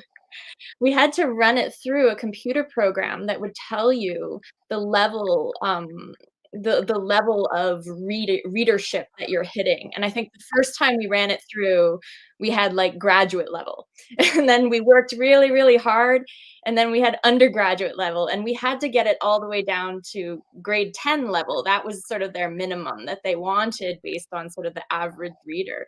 And it really is tricky. And I don't think we necessarily need to shy away from using jargon. I think people learn, right? So they'll learn new words, and that's important, but we do have to be very careful in how we define those things, because it's easy to then just go on and use more jargon in your definition of jargon, which isn't great. But also learning to be creative in the analyses that you use and how you can really relate concepts to people's lives, with the understanding that you're not saying they're exactly the same situation, but it helps people to sort of get their minds around concepts that you're trying to explore. And I think we need to become a bit more creative in the types of analogies that we build as archaeologists, as communicators, but then also, like we mentioned in our presentation, opening up to giving that responsibility over to other people to be able to do that communication. And I don't think it's one or the other. It's both of it. We both need to learn how to do that. And the other people who aren't archaeologists, who are trying to communicate archaeology, they're already doing the work of having to learn from us, having to learn how to listen to us talk. And then they're taking their own skills to sort of change that around and communicate it to sort of their own communities, which is, it's really, everybody's is learning all different skills in this regard too. And when it comes to the tour guide conversation that we just had, getting people involved in the doing is an easy way for them to really start to understand what's behind it, and they can figure out their own words to explain to sort of their own people, their own communities, what it is that's happening there. So there's a lot of stuff going on there. Absolutely. I see that we have Ms. Patti join us. Would you like to say a few words? I jumped in because that's what you do when you organize a conference. And you have time. But yeah, having worn many hats in heritage management in Belize, I think this was a relevant conversation, and I tried to stay out of it and in the common areas. But I think there's a lot of points sort of coming across here, even April's interventions in the comments of perhaps, having those levels of discussions at the university level and looking at the languages used and access to information in maybe university level, junior colleges, and in the education system on a whole. I thought Meaghan's interventions about having persons who maybe do not have that archaeology background being present on projects and taking on some of those roles of that outreach, I think is probably one of the more effective methods that I have seen when it comes to community engagement or that public archaeology engagement. And I think that's sort of what has Dr. Prufer's project stand out just a little bit, or looking at the types of engagement that come out of it. I think I'd also like to draw attention to the Crooked Tree Museum and sort of the activities and level of engagement that comes out of that. But acknowledging that Ellie really relies on Sara for a lot of that community engagement, and her background is in museum engagement, but also in education.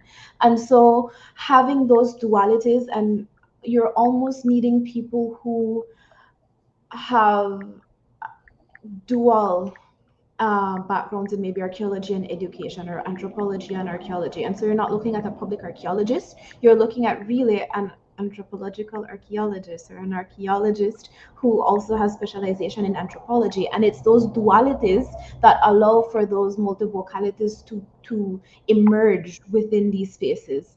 But also really having that foundation be that engagement of communities at the start, and having it be involvement in that decision-making process, because all of this engagement might look like what is something great to present, but it might not necessarily represent the wants or needs of that community. And so I really love when Shawn and Meaghan started off saying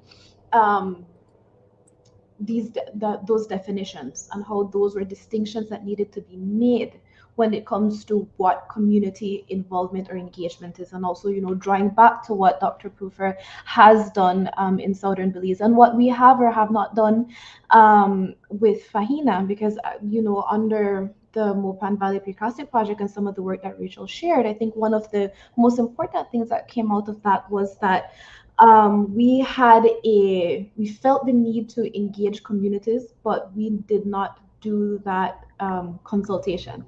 So we approached engagement in those first few years from that viewpoint of what we wanted to see in those communities and the solutions that we thought a community needed. And so looking back at those approaches and looking forward to how we, move within our progression of community engagement across Belize, but specifically also with MVAP and MPPP in Western Belize, it's a lot of that involvement of communities at that inception level of whatever project, does come out of an archaeology fair, for example, within Western Belize. And so a lot of relevant conversations happening here, and I thank you all for this. It's timely, and I'm hoping to see maybe discussions like this at the Belize Archaeology Symposium, because I also feel like what we're doing here is we're speaking to Belizeans and we're speaking to each other and to projects who are already involved in this level of community engagement. And what we need to see is greater involvement of these, methodologies across other projects, I think. Absolutely. I think that we're a bit over time, so I guess we'll have to wrap it up. But thank you very much for those words of wisdom, Ms. Betty. If we didn't get to your question, we apologize, but I will ask the presenters if they could take some time to respond. I know that some of you have already been doing that, but I think there might be a few more questions that haven't been responded to. And with that, I will thank you all again very much for participating and for presenting all of your amazing work and your amazing ideas. We will take a quick break, coffee break, but after the break, we will have more amazing presentations about how people are engaging with heritage today. I think Ms. Betty mentioned the Crooked Tree Museum. We will open with a presentation about some of that work. And so please come back, please stay tuned, and we'll see you in a short bit. Enjoy your coffee. Thank you. Bye, thank you.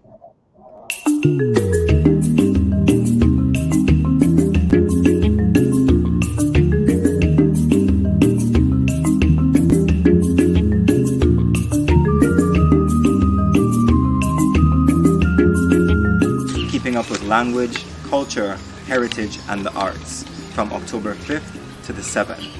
Make sure you're there. All we know that you are there. Were you on there October 5th to the 7th? Heritage Education Network Belize KULCHA Symposium, Community Issues and Innovative Practices. Make sure you join with our Facebook and YouTube. I want to there.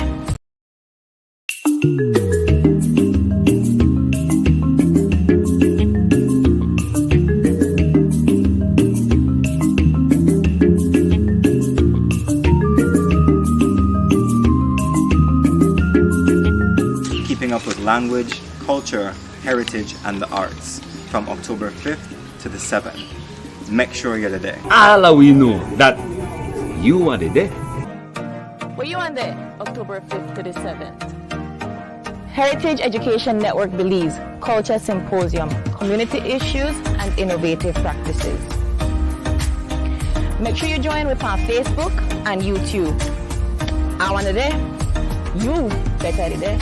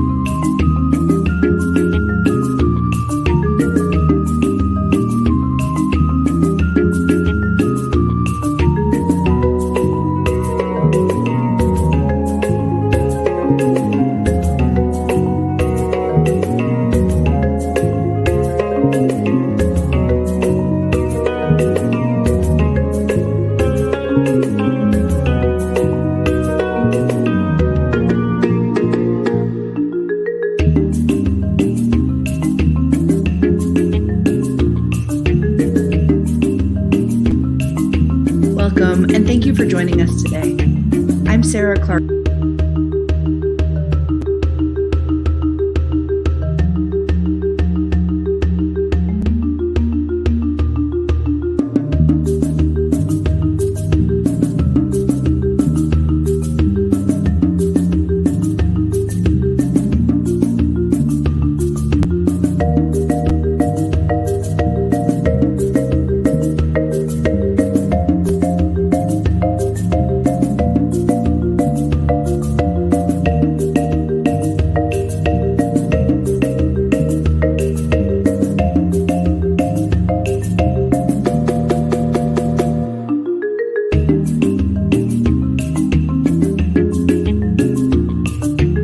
La Calèche.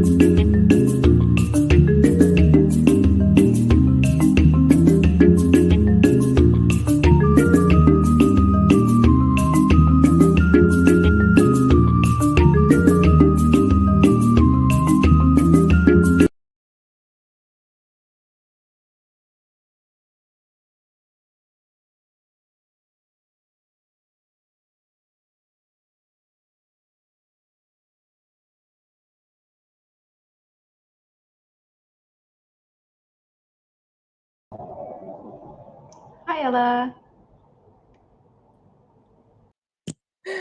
My microphone was muted, sorry. So good evening or good afternoon, everyone. Good evening for me. I'm going to host you today all the way from Hungary. I hope you've had a lovely coffee break. My name is Ella Békési. I'm the fourth co-director and founder of Heritage Education Network Belize, along with Sylvia Batty, April Martinez, and Rebecca Friedel-Roy. And welcome back to our day one afternoon session. Our second afternoon session highlights Heritage Today and how has all the research that we have highlighted in today's symposium held up to connect to our heritage today and the society that we live in today. So without further ado, opening up our final afternoon session is Lessons from the Belizean Past, Teaching and Learning with Objects in a Community Archaeology Museum, presented by Dr. Sara Clarke-de. Dr. Clarke-de is an assistant professor of education at Washington College of Chestertown, Maryland, USA, where she specializes in museum education. She has worked with the Belize River East Archaeology Project, led by Dr. Eleanor Harrison-Buck, and the community in Crooked Tree since 2017 on the Crooked Tree Museum and Cultural Heritage Center. She has worked with Banquita's House of Culture and the Museum of Belize on teacher education and virtual tour building projects. This presentation will highlight educators working with the Crooked Tree Museum and Cultural Heritage Center, and will discuss the results of two object-based injury exercises held at the museum with two different educational groups. So without further ado, please welcome Dr. Sara Clarke-de.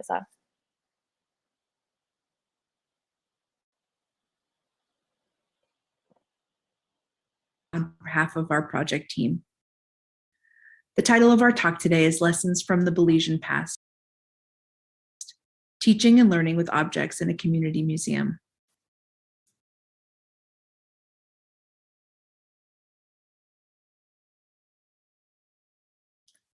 Let's start with a question.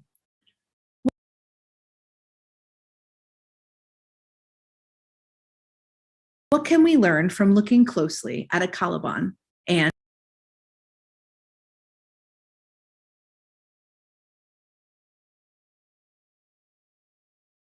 a styrofoam food container? What role do these objects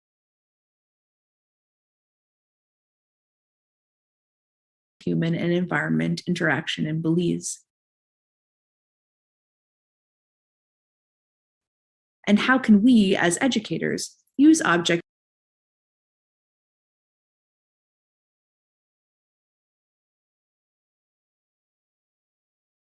like these to tell essential stories about who we are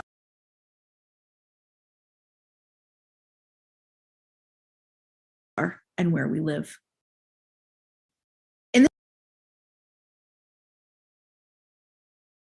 Welcome, and thank you for joining us today. I'm Sara Clarke-de, and I'm proud to present this work on behalf of our project team. The title of our talk today is Lessons from the Belizean Past, Teaching and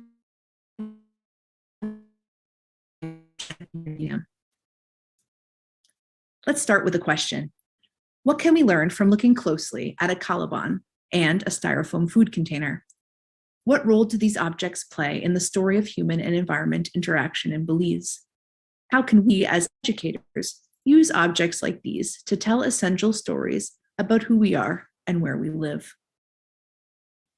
In this presentation, we will share what I'm going to call object lessons, two stories from the Crooked Tree Museum and Cultural Heritage Center that show the ways we can become better at looking at and understanding the stuff of history, and in turn, using it to teach. Let me begin first with an introduction to our project team.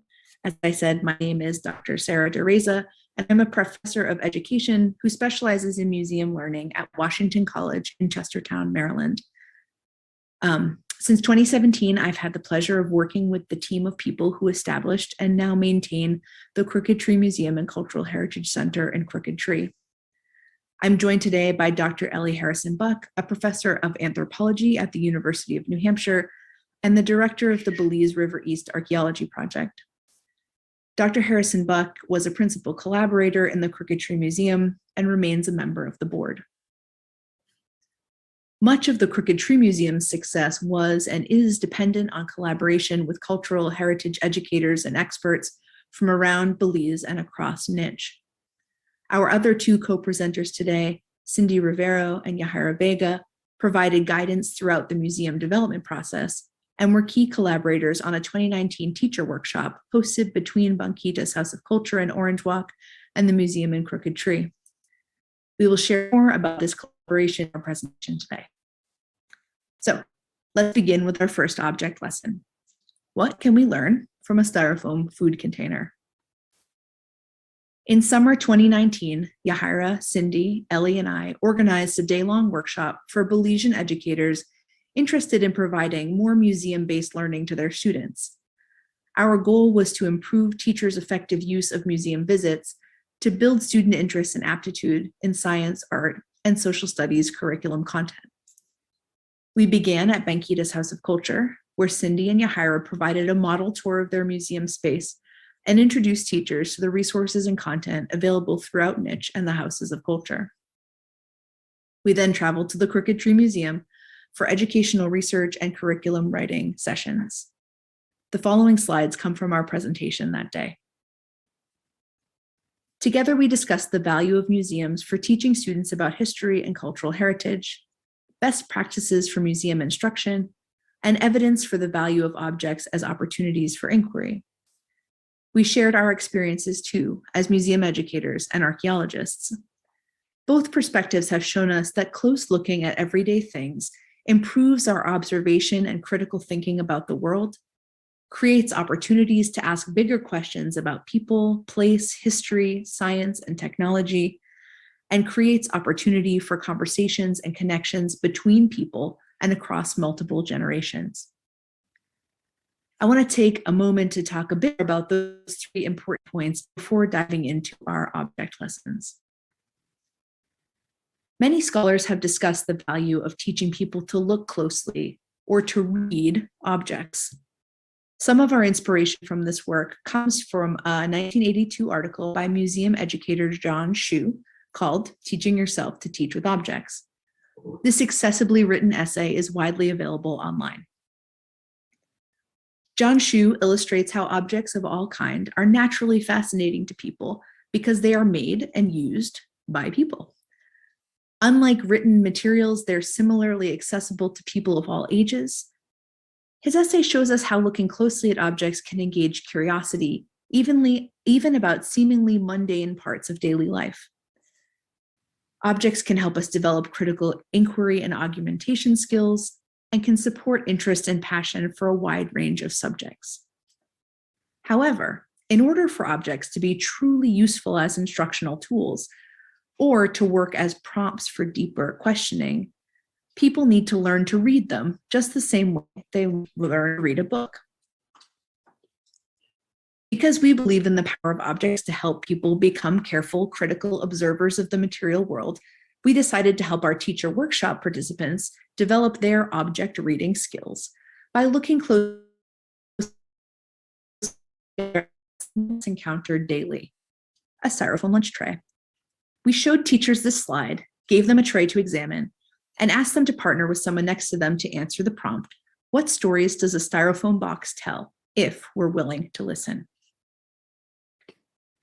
Teacher responses illustrated the far-ranging questions that come when we look closely and think deeply about a commonplace thing. Participants asked questions like, who made these boxes and what are they made of? Who designed them? Why are they shaped the way they're shaped? When did we start using styrofoam for food storage? And what did it replace? In case you haven't gotten a chance to visit yet, I'll go ahead and tell you that neither Banquita's House of Culture nor the Crooked Tree Museum have a styrofoam lunch container on display as a part of their permanent collection. However, Each of the questions that teachers asked about this object connects in some way to the stories that educational spaces tell. Questions about who made something and for what purpose are universally applicable to objects on display in any museum. Likewise, how things move from place to place keys into thinking about how materials and people move across the landscape of Belize and how that's changed over time. How people made and stored food connects us to hunting, fishing, and agriculture, and to past and present issues of sustainability, resource extraction, and environmental degradation.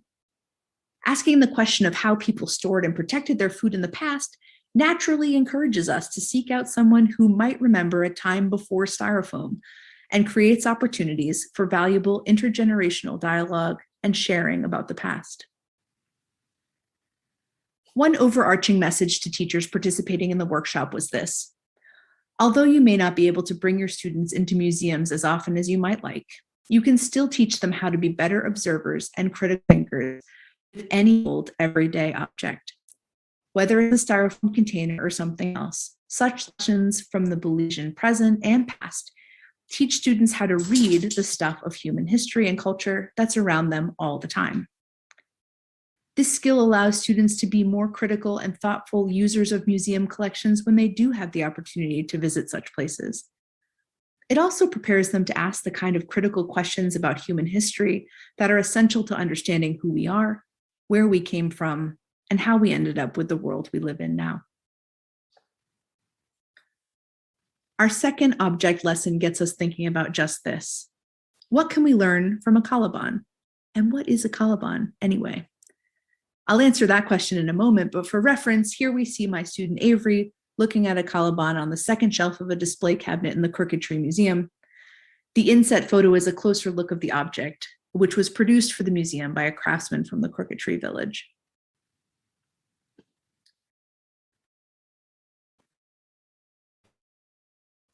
They're the target audience of the Crooked Tree Museum and are also primary visitors to Banquita's House of Culture. However, both of our institutions also serve educational tourists, people who come to Belize from all around the world to learn about the country, its people, and its past. Here, we discuss strategies for implementing object-based learning with a range of heritage tourism audiences. For our second object lesson, we turn to the Calaban in the Crooked Tree Museum, one of our very favorite objects, pictured in the very case under consideration by 3 different sets of visitors in these photos. It will help us tell a story about interpretation for multiple audiences. First, a little information. A Calaban is a small pyramid-shaped fall trap used to catch ground birds like pigeon and quail. The Calaban at the Crooked Tree Museum was built by Cardinal Baptist, a community member who remembered constructing and using them as a boy, but who informed us that their use was no longer common in places like Crooked Tree. When the focus of museum content is tied to school curriculum, we can make some assumptions about what children may or may not know when they arrive. This information, called prior knowledge, is based on an understanding of the national curriculum and information that's generally transmitted through family, culture, and experience. Understanding prior knowledge can help us create meaningful learning experiences by connecting what visitors already know about the world to what they see in our museums and cultural heritage spaces. However, visitor experience is shaped by many factors, only some of which we can control. One model of visitor learning described by John Falk and Lynn Deerking shows the 3 overlapping areas of an individual's life that contribute to how they learn when they enter a museum. First, their personal context, their prior knowledge, their motivation, their interests. Second, the physical context, the organization of the learning environment and its materials. Finally, the social context, the experience that a visitor has with others in the museum. As educators, we have limited control over a visitor's personal or social context. However, we can design a physical context that supports learning for a wide range of individuals. When educational experiences have multiple audiences, designing learning becomes more challenging, but it is not impossible. For the most part, educational tourists come with interest in the history and cultures of this country, but will not have more than a preliminary understanding of these things. They likely will not know key vocabulary words, dates, names, or places that are common knowledge for many Belizeans. The Calaban provides one such example.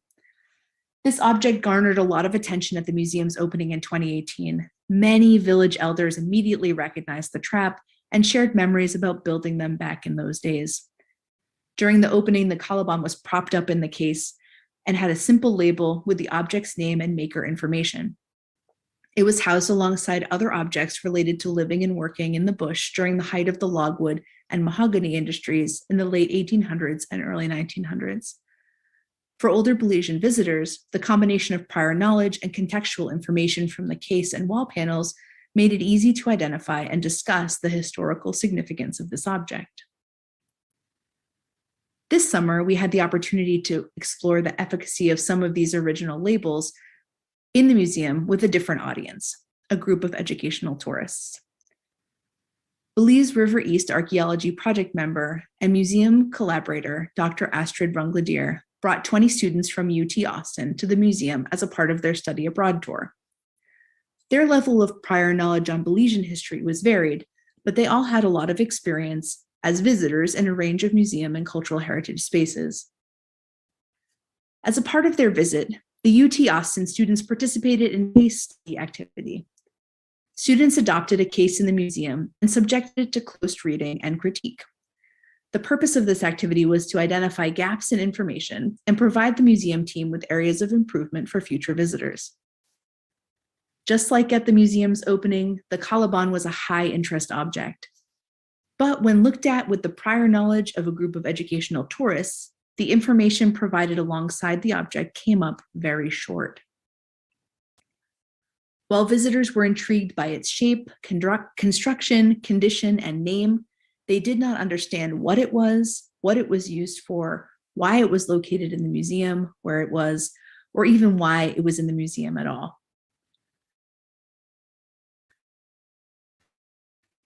In the styrofoam lunch tray helped us think about the power of close looking for understanding objects. The Calaban teaches us a second, more nuanced lesson. Objects alone do not teach. While they can inspire curiosity and reflection, objects need context and often direct interpretation to provide deep learning opportunities for a wide range of audiences. Without your own prior knowledge, what you could learn about this Calaban through close looking alone would be limited. As a result of this exercise, my museum education student Camden and I reinterpreted the Calaban through the simple addition of a few lines of explanatory text and the inclusion of a foam core pigeon inside the trap.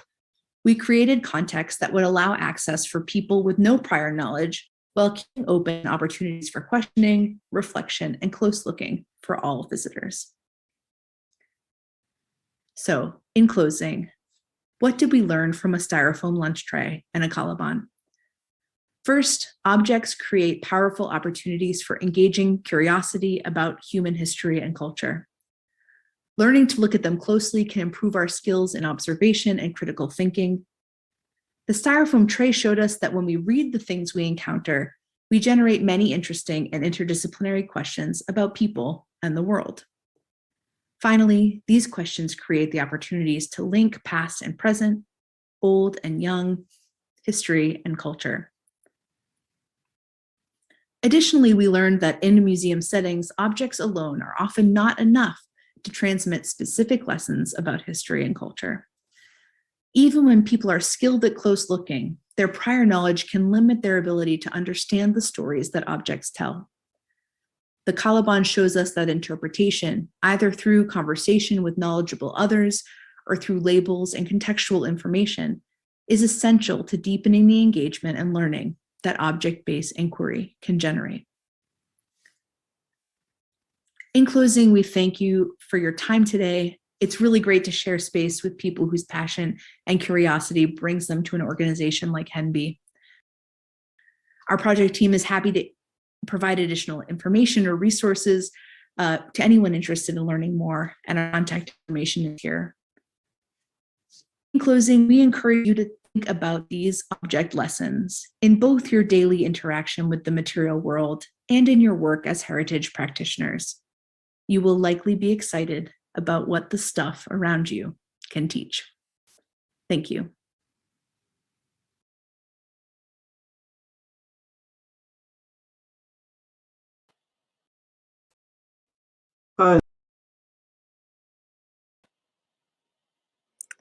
Thank you for this amazing and insightful presentation. I find it particularly interesting how you mentioned that even without going to a museum per se, we can teach children how to be observers and better interpreters. I'm really excited to discuss this more in the Q&A, and I want to encourage our viewers to make sure and submit their questions in our live Q&A session that we will in our live comment section that we will discuss in our Q&A. So without further ado, our next presentation is going to be by Dr. John P. Walden, introducing the Belize River Valley Archaeological Reconnaissance Project, Ancient DNA Consultation, Engagement and Outreach Project. John is an anthropological archaeologist broadly interested in ancient Maya political dynamics.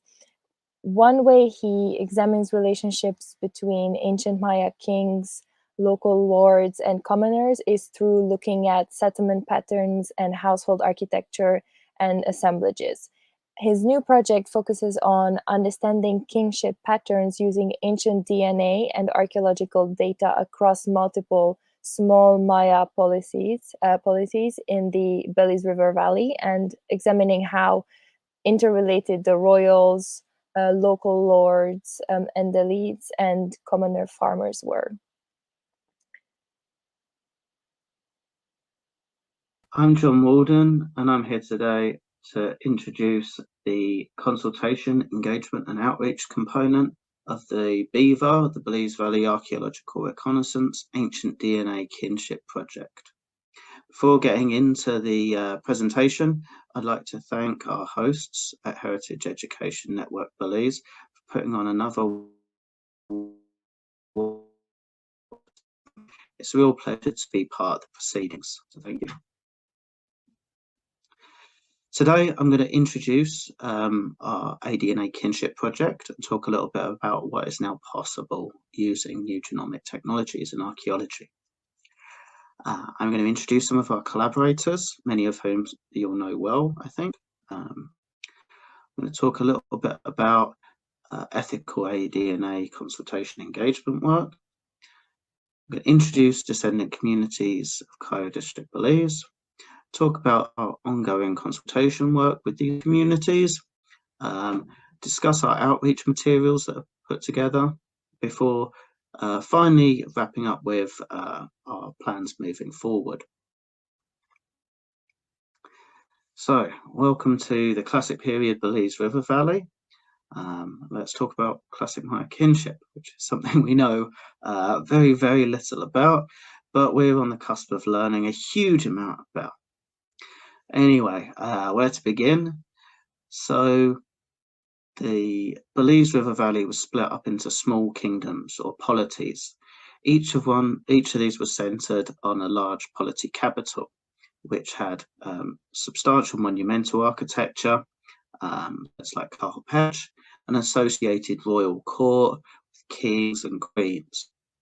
Each of these was surrounded by a series of smaller, secondary or intermediate noble households. These are marked by the little yellow triangles around the bigger red triangles. Now, around these was thousands of commoner households.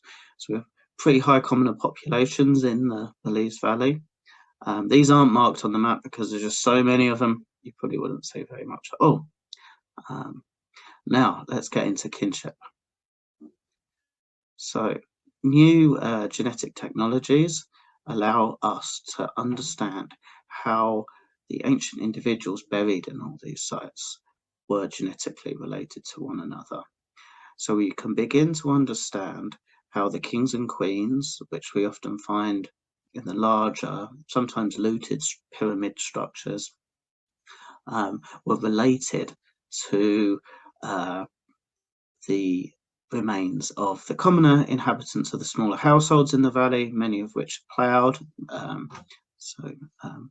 We can actually start to understand the relationships between these different parts of society. So the first question is, how did these kinship or family practices vary between people based on their status? This is important. The Aztec Empire, later on in Mesoamerica, we have elite male polygyny. So where elite men had multiple wives, but commoner men didn't. So we might see variation in this way. We don't know yet, but it's entirely possible. The second question relates to kinship practices and how they varied based on the different polities. For instance, at Lower Dover, we have a big centralized core surrounded by a lot of fairly sizable secondary elite complexes at places like Floral Park and BR 180. It's very evident that these secondary elites could command quite a substantial amount of labour, especially compared to the rulers at Lower Dover. The opposite is true at Bacon Pot, however. We have a really massive civic ceremonial centre. The rulers there, the kings and queens, could command a huge amount of labour. But in contrast, the secondary elites in the immediate periphery lived in pretty small, diminutive houses and couldn't command a lot of labour. So these archaeological patterns allow us to generate possible expectations about how these kinship systems might operate. Right? So at Lower Dover, we might expect some degree of power sharing and alliance building. So we might see marriages downward to the intermediate elites to consolidate power within the polity, to control frontiers, and also to govern a commoner subordinates. In contrast, at Bacon Pot, it seems that the royals are sufficiently powerful where they're probably not reliant on secondary regimes very much and might be marrying other royals at places like Carpetch, for instance. We don't know this, but we can certainly test it, right? Lastly, we can also look at how these practices changed over time. So, for instance, what were the kinship practices of the royals in these sites when they were merging? Dating at home with inward marriages at first, or outward at the regional scale? What happens when these polities rise to their apogees and then start to collapse? Do we see these royal kinship networks start to contract? Do we start to see royals marrying commoners? Who knows? So, to introduce our collaborators, I'm very fortunate to be part of the BVAR project. We have 2 Belizean directors. The project was founded by Dr. Jaime Arwe over 30 years ago. We also have a Belizean assistant director, Dr. Rafael Guerra. BVAR has a long history of outreach and engagement work, which you can read about in this Heritage Journal article by Dr. Judy Hogarth. Mr. Antonio Beardall has been one of our outreach coordinators and has been a constant source of positive input and inspiration throughout the process. Probably don't need to introduce HENBE at this point, but the directors of HENBE provided a lot of input and advice on how to structure the events and the outreach that we're conducting. We also have a collaboration with Cairo Tour Guides Association through their president, Dr. Rafael Guerra. I've given talks there previously and plan to do so as part of the outreach associated with this project. Mr. Frank Zib in Oshmulcar, or San Antonio Village, Belize, has been a fantastic collaborator. He really has been the boots on the ground, along with myself, for a lot of the engagement work I'll talk about in a minute. Lastly, bringing folks together has been made a lot easier by Mr. James Mesh of Oshmul Coffee, who's provided some great coffee, which is a good incentive for people to get together. Lastly, all of this has been possible with funding from the Max Planck Institute for Evolutionary Anthropology and the National Science Foundation. So the onus really is on archaeogeneticists now to conduct their own consultation engagement work with descendant communities. I've been following these guidelines laid out by Wagner et al. 2020 about how to go about doing this. We're basically up to about 0.4 now. We've consulted with communities, we're including considerations, capacity building, and now we're really looking towards developing and managing data, disseminating findings. So we're at that stage. This is a bit of a new process to me. Fortunately, Dr. Keith Prufer and Dr. Doug Kennett, the second of whom is co-author on this presentation today, have provided a lot of advice and assistance on how to do this. They've been doing it for a long time through their collaboration with Yaeger Conservation Trust in southern Belize. So, to introduce the descendant Maya communities in Cayo, basically Maya make up 8% of the modern population of Cayo district, of which we have two groups, the Maya or Yucatec speaking group in San Antonio, and then Mopan speaking Maya people in San Jose Sucuts. Now, the plan in time is to target a broader swathe of the Belizean population, but to begin with, we really are focusing on the indigenous descendant communities of the classic period Maya we study. Both groups appeared in the area in the late 1800s, although the difference being the Mopan Maya were here earlier, possibly at some point in the last 1,000 years, came back and forth because they were oppressed by the colonial British regime.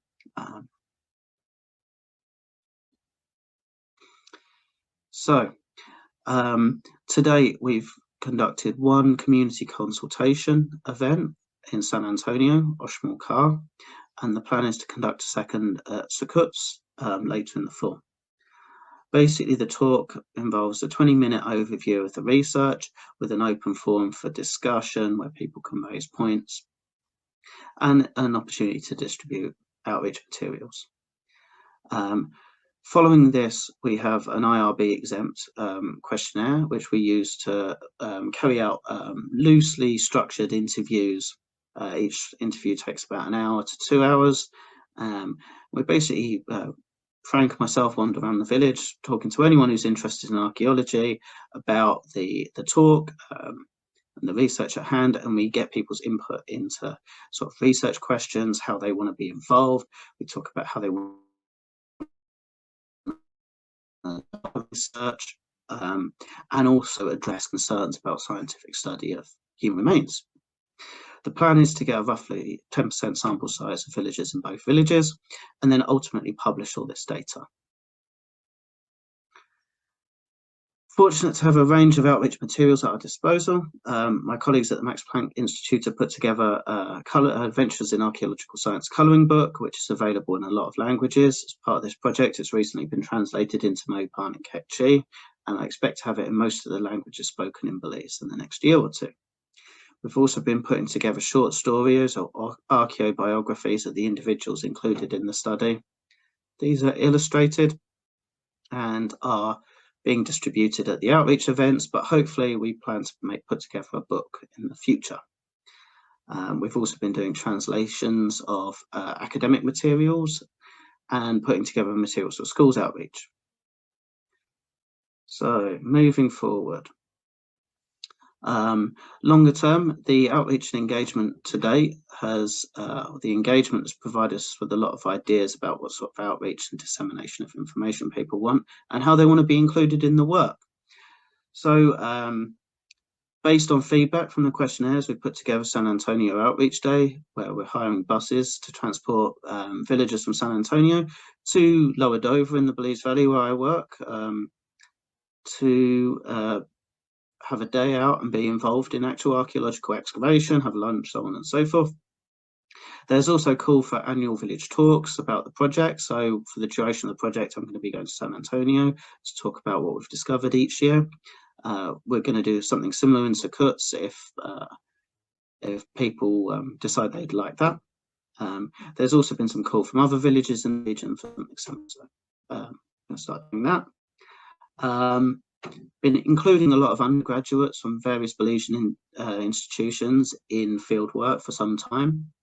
One of the things that's came out of the questionnaires is that we have a new generation of prospective Maya scholars who'd like to be incorporated into this. So one of the goals for next summer is to provide archaeological training for Mr. Frank Zibb and some of his friends.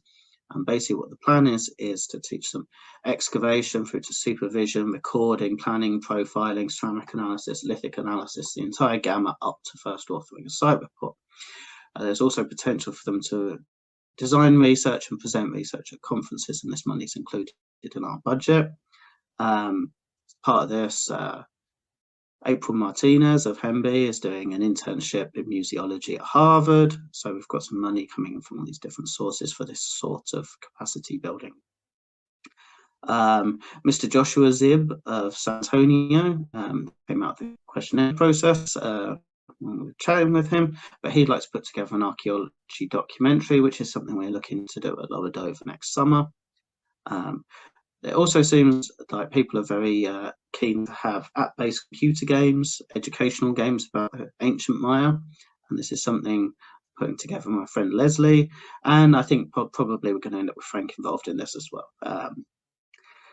We've also got funding for youth football, youth soccer sponsorship through Max Planck, and we're going to be paying for putting together youth soccer shirts for teams in San Antonio and Secrets, Beaver, Hemby sponsorship. I think Frank is also going to be designing these alongside myself, but that's currently a work in progress. We're also putting together an AD&A museum exhibit for the revamped Carpetch Museum, which I think will be happening in a few years' time. Anyway, a lot of plans.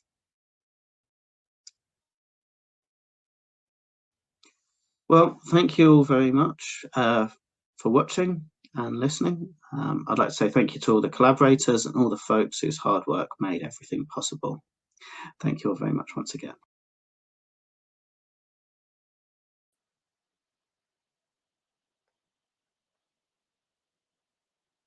Thank you so much for this presentation. It is very interesting how DNA research can open up a whole new chapter in understanding ancient human relationships. And I also really loved how you focus on community engagement and all of the different ways and methods that you incorporated that into the research. And it seems like it's a core part of the research itself.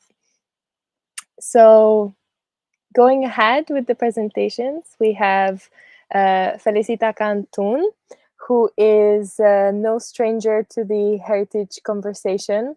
Her presentation is not just on the history of Poctapoc, but on the reemergence of the sport in Belize. Now, Felicita Cantun is a Yucatec retired teacher with a passion for her culture and Mother Nature. Felicita worked for 40 years in the classroom, and at present she works with children, youth, and women. She has a group called Yulkin, or Sun Rays, of 18 children whom she's preparing to be indigenous flag escorts. All commands are given in Maya Yucatec, in the Maya Yucatec language, and they dress in their cultural attire. The dance group under her management, Maya and Dream, are actively participating in events across Belize, and Felicita Cantun's presentation, Poctapoc and the Ancient Sport, today highlights the Poctapoc game and it highlights the Poctapoc game as a present-day competitive sport.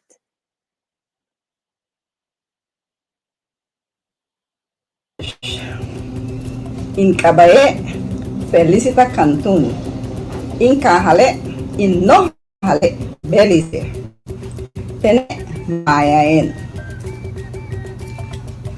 Good day, everybody. My name is Felicita Cantun. I am a Maya from Belize. I am a retired teacher. I am a cultural ambassador. I am a certified Mayan spiritual guide. And in today's Mayan calendar, this day, Bats flows with the energy of love. Bats symbolizes unity. It is the thread that connects us to other people. So it is the best day for us to be connected with others all over the world, for me to talk about my passion, to talk about something very close to my soul, close to my spirit. Today, I am going to tell you about a very important sports, a very important discipline for the Mayas. And this started in 2003 as a vision, and it became a reality in 2015. While studying in school, when studying about the Mayas, we studied about this sport. And I can recall that the books had it or named it as Pokatok. And now I know that it is not Pokatok, it is Poktapok. So even the books had it wrong. Now this is a very important game for the Mayas. It was played in the whole of Mesoamerica, and Belize is part of Mesoamerica. And this game was played more than 500 years ago, before colonization. We had our world, our beautiful world, very much connected to nature, very much living in harmony with Mother Earth. After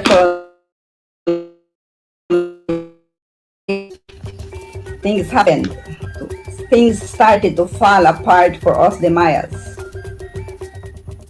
Our language, our spirituality, our customs, traditions, everything changed. This Mayan ball game was played, and there is evidence that it was played in Belize, because in our archaeological sites we can find the courts. We can find them in Cajalpech, we can find them in Lamanay, we can find them in Chunantunich, we can find them in Nimlipunit, we can find it in Caracol, we can find it in different archaeological places in Belize. So that is evidence that this game was played by my Maya ancestors. As I mentioned, after 500 years, it was thought to be only a part of history.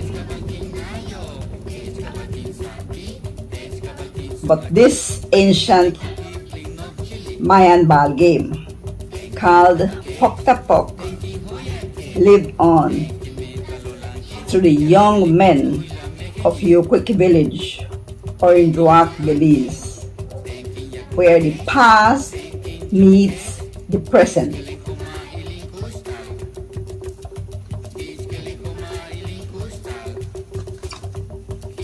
Poktapok is the Mayan ball game that represents a battle between the gods of death and the gods of life, or between the good and the evil. This is a sport played by our Maya ancestors to solve hereditary issues,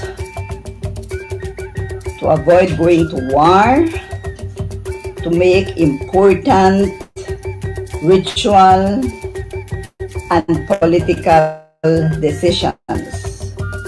This was the game used. For those of you who know the book of the Mayas, it is right there where it says that the twin heroes played this game against the Lords of Xibalba. So all this started in 2003 as I mentioned, as a vision.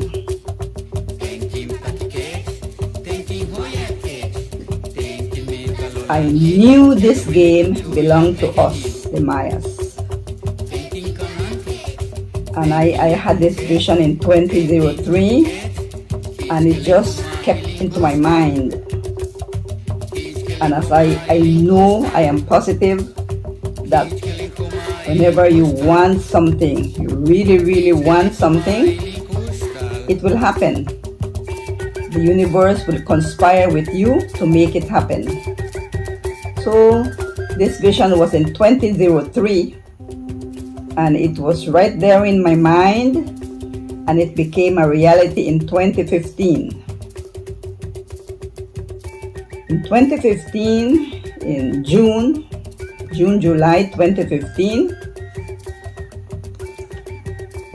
I received a phone call from somebody. I do not know this person. I do not know how this person got my phone number. I don't know anything, but this person called me. He identified himself as Jose Manrique Esquivel from Mérida, Yucatan. And he asked me if I am interested in taking part in a World Cup tournament. World Cup. I don't know anything about World Cup tournament. Nothing, no sports. So that is how we started this thing to make it a reality. He said that if I am interested in forming a Pok team with youths in my community, and immediately I knew this was my dream come true. I knew it was universe conspiring with me. So I said, yes, I am willing, but I don't know anything about this sport. So he said, if I am willing, he is willing to come to teach the youths about this sport. So I said, okay. So I went to my family, spoke to it about my family. They said, they do not think that youths from my community will want to play this sport. Nobody knows anything about this sport. It's a new sport. And the way how they will be dressed, they will be naked from the waist upwards, and they will be wearing just a little piece of cloth to cover the front and the back of their bodies. So they said they don't think I will be able to get the youths to dress like that. But I knew deep down in my heart that yes, I can get them. And I said, yes, I will. So I went out in the community. I approached the youths, some youths, and unbelievingly, they embraced the idea. I think this happened because it is the passion that I had. It is the passion that I had in selling this idea to the youths. Therefore, a date was set, and my friend from Merida came along with three players, and they brought a ball and one of the suits. Youths got to feel the ball. It was a solid rubber ball weighing more than 6 pounds. And they had to hit this ball using the hips only. You cannot use your hands, you cannot use your feet, you cannot use any other part of the body except the hips. So the team was formed in July 2015. So my friends from Merida went back and we stayed alone and we practiced. We practiced every day. In 2017, we took part in the first tournament, in the Mundo Maya tournament. We came in third. Not bad for 2 months practice. So a Central American Association was formed, Asociación Centroamericana y del Caribe, de Juegos y Deportes Ancestrales de la Pelota Maya. I represent Belize in this association. So, tournaments were planned for every 2 years in one of the Mundo Mayan countries.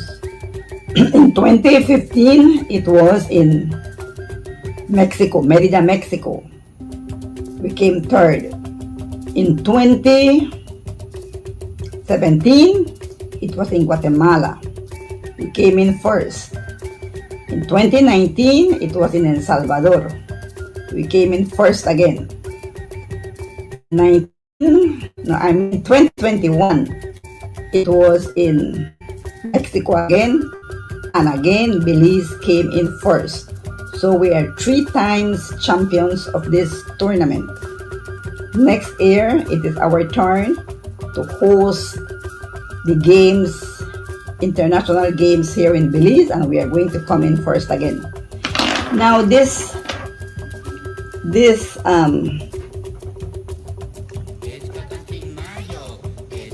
Pok, after only 1 team in 2015,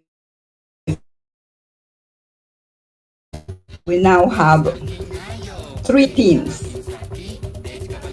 After we have the youngest team, Inich Ahau, who just came in from a trip in Mexico. We had a cultural exchange, and now we're going to Nebraska for another cultural exchange. Now, Pok is now in style in Belize, and the teams are constantly being invited to perform in different events all over the country.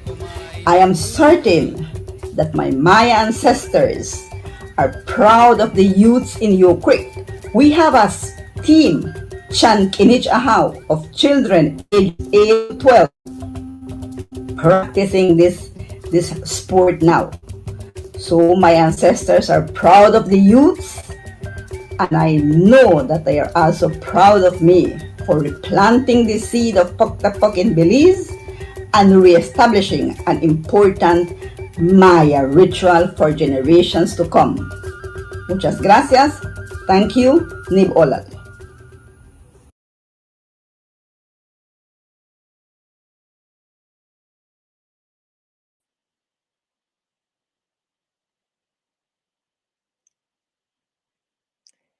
Thank you, Ms. Felicita Cantun, for sharing your story and the story of modern Pok games in Belize. Now, closing our day of our first day at the Culture Symposium is Mr. Frank Tibb. Frank Tibb is a proud Belizean Yucatec Maya who seeks to keep his traditions and identity alive, not only for himself, but also for the members of his community. Frank has been working in many archaeological field trips around Belize for the past 7 years, which has raised a passion about archaeology in him. And his presentation, Tib Mashawal, meaning crafting with ancient knowledge, embodies his knowledge of the logographic Maya glyphs and how he incorporates it into his business.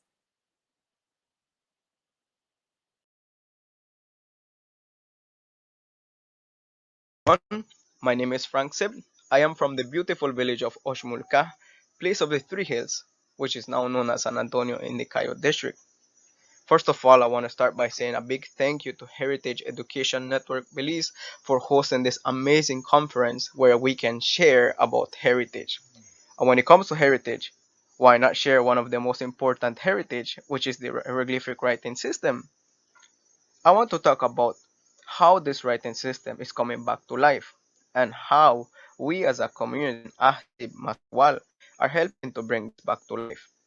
So in my presentation, I will talk about how we share this knowledge and how our community is responding to this. So I want to start by explaining the name Ahtib Maswal. So Tib means to write or to scribe. And when we add the prefix ah, it makes it a person. So Ahtib is a scribe. And Masewal is the word for the Yucatec Maya culture. So during colonialism, even before that, the Mayas would call themselves Masewales, the Masewal culture. And the word Maya came around the time of colonialism. There is a lot of theories, but the culture itself is called Masewal. So Masewal is the word for the Maya culture. So Ahtib Masewal is Maya scribe. So in this little community of Ahtib, I say community because my whole family are a part of all the activities that we do. For example, if you see the picture here on my screen, this is a beautiful picture taken by my brother Abdon. And throughout my presentation, you will see a lot of pictures which was taken by him. Everything that we practice in our community, we rely on the knowledge which was passed on to us by our ancestors or knowledge that have been existing in our culture for a long time. Our slogan has it, crafting with ancient knowledge. Was used in Maya 300 BC to around the 16th century during the Spanish conquest. And we can see a lot of evidence on the Maya writing nowadays on stelas, monuments as ballcourt markers, paper books, pottery, cave art, wood carving, and I can go on with a list of evidence about these inscriptions. And as I mentioned, this is something that was erased from our culture. Our people were forced to leave these practices and learn the European letters. So I can say that by the 16th century, there was no Maya who could write in Maya glyphs. But attempts at decipherment started in the 18th and 19th century by some amazing people who I applaud for all their hard work. Because it was until the 1950s, that this system was understood well enough to start decipherment with more certainty. So thanks to all of that hard work of those people, for example, like Tatiana Proskorov, Yuri Konoresov, Eric Thompson, Linda Shealy, and I can go on with a list. Thanks to all of their hard work, we can now say that the system is logosyllabic, where we have logograms and syllables.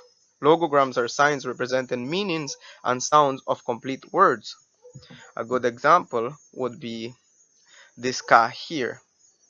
If we take a look at the ka, we can see that it is ka as a syllabogram, but it can also be seen as a logogram. This is representing a fish, which is the word for kai. It has a little eye, it has its little nose, its little mouth. So by looking at it, we can know that it is a fish. So that is a logogram representing picture words. If we take a look on this side, on the left, we have ka and we have wa at the bottom. These are representation of sounds. So we have logograms and syllabograms. Let's take a look at the catalog. We have the whole consonant and vowels in the Maya system. So we have consonants and vowels. Vowels can stand on their own, so they can be written as one. So we have A, E, I, O, U, which are pronounced as the Spanish vowels A, E, O, U. Consonants, they cannot stand on their own, so they need to have a vowel on their side. So consonant plus vowel, consonant plus vowel. So we have ba, be, bi, bo, bu. So we have to know as well, it's good to note that Mayas used to write from left to right, top to bottom, right? This is a good example here, left to right, top to bottom.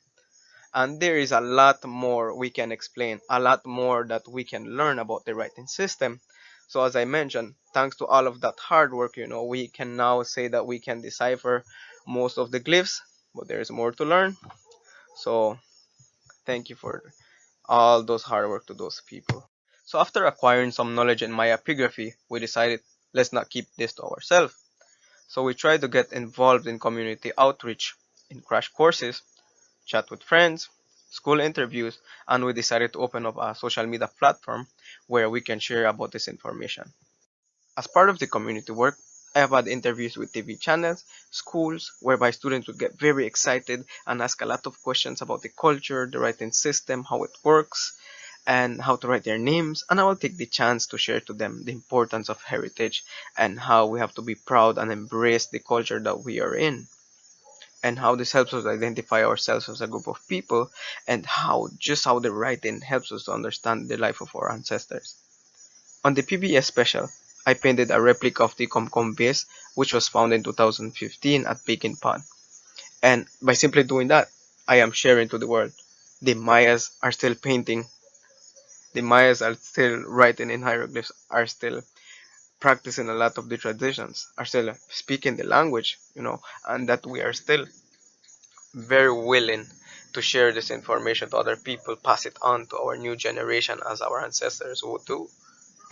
A simple conversation with friends would many times end up in us introducing them to epigraphy, teaching them how to write their names in hieroglyphs, and as a sense of motivation for them, we would sometimes carve out little slates with their names, with phrases, or paint them and give it to them as gifts, so that they would have a personal connection to that gift and they can share it to other people and say, I can read this. These are the details in my carvings, and in my drawing. So we can share the knowledge to other people, by friends, learning how to write, learning how to read, and have a personal connection to that meaning of the glyph. It is very engaging to other people. We decided to open up our social media platforms so that we can reach out to a larger audience. So you can check us out on our website, ahtib.com, on our Facebook page, Ahtib Masawal, where we share a glyph of the day. We share a lot of the work that we do, share personalized phrases in hieroglyphs, and also share posts on daily Maya life. Here's a few of the work that we have created. If you take a look at the right bottom corner, you will see a replica of a vase found at Bacon Pond. You can even see the Maya blue here on the rim, very intricate. So right on top of that, we have a vase commissioned by Olivia Ellis. Here's her name, Olivia Ellis. Ahpan Tutuwitsna. Olivia Ellis, an excavator at Tutuwitsna. So in the center, we have a vase, and the person buying this said, hey, can we have maybe wisdom incorporated in the vase? So I decided to add this guy, which is Itzat. It's a howler monkey, and Itzat means wise. So he represents wisdom on this face, and all the glyphs around are related to wisdom. At the bottom, we have a whole story of a person saying, this is my vase, here is raised my vase, and this is my drinking cup, here is the drinking cup. So it's a whole story that we have here on this vase. And on the left, we have a Maya scribe, an Ahtib, and here's the glyph for Ahtib. We have on the Tiba. So here we have Ahtib Frank Sib. So scribe Frank Sib as my name here. So these are just some of the work that we do. So what we tell people, give me your phrase in English or in Maya if you can speak Maya. So they give us the phrase and we translate it to Yucatec Maya, and then from there transcribe it to Maya hieroglyphs. And in that way, as I mentioned, they have a personal connection to the phrase, and they know what it means, and they know how to read it. So this is some of the work that we have. One day I got a call from Mr. Lorenzo, and he said, Frank, can I have a vase that commemorates the date where Caracol defeated Tikal? And I said, yes, it will be a challenge, but I like it. So I decided to do it, but Thinking on that, I said, people are now aware that we can read and write in Maya hieroglyphs. Especially the older people, they're like, we only saw that, on stelas. We didn't know we could read it. And that gives them a very strong cultural identity, and they say we have a direct connection or relation to the ancient Mayas that lived on those sites. This is our people. Those were our ancestors. Our ancestors wrote these hieroglyphs, which we can now read and understand. And they're willing now to help in revitalizing this writing system, especially the older people and the younger generation that comes up, learning all of this. So here's the story. If you take a look here, we have Iut, and then it happened. We have the introductory glyph, which introduces the date, which is 562 AD. Kuhulkantumak, Holy Lord of Karakol. Chak, which is defeated. Yash Ebshok, which is the Holy Lord of Tikal. Kuhul Mutul Hao, Holy Lord of Tikal. Utsib, the writing of, here's my name, Frank Sip. T. Lorenzo Aldana, for Lorenzo Aldana. So this whole story, and we could see like the relation, people are starting to ask for phrases, which were ancient phrases. They would ask for it, but they would feel just that strong cultural identity, and appreciate and embrace and be proud of what we have when it comes to the writing system. And I am seeing that in people, that they are starting to have that very interest in learning and sharing and applying this, to their knowledge. I want to give a shout out to all of those people who are advocates of heritage, who are teaching our young people to be proud of who they are, to be proud of their culture, to be proud of their language, proud of their people, and proud of their land. Tulakalong, Yannick Antal, we all play a part in this. Thank you.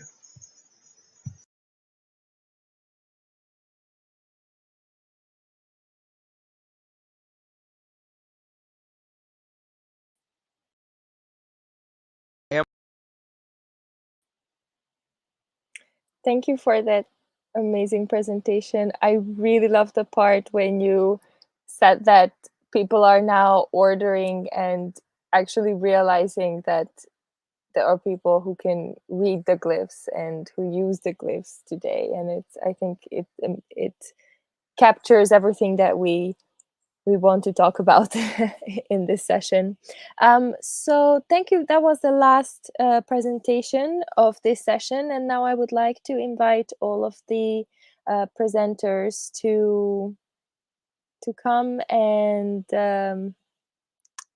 start the Q&A session together.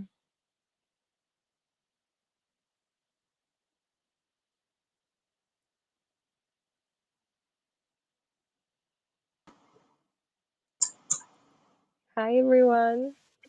Hello. Hello. Hello, everyone. I hope we're not missing anyone. Thank you for those amazing presentations. I really enjoyed them. They were all so unique. Let me see. We have plenty, many questions. So let me see. Going in order, we have our first question was from Mr. James Bacon. What would you say your primary audience is at the museum, and do you feel this is the same across all museums in Belize? So I think it was aimed at Dr. Sara Clarke. Sure. And I can also jump in too, Sara. Yeah.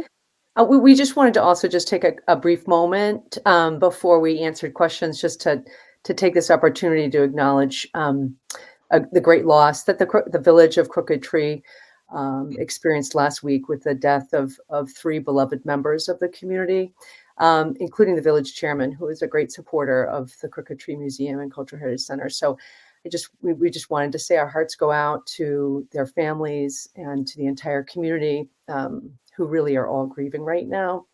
and all three will really be greatly missed. So I just wanted to make sure we said that.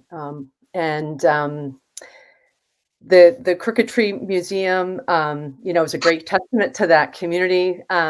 And so I would say that really the primary audience for that museum was primarily Belizeans. It got cut off, actually, I think, in Dr. Sara's presentation, but that was really our primary audience, school-age children especially.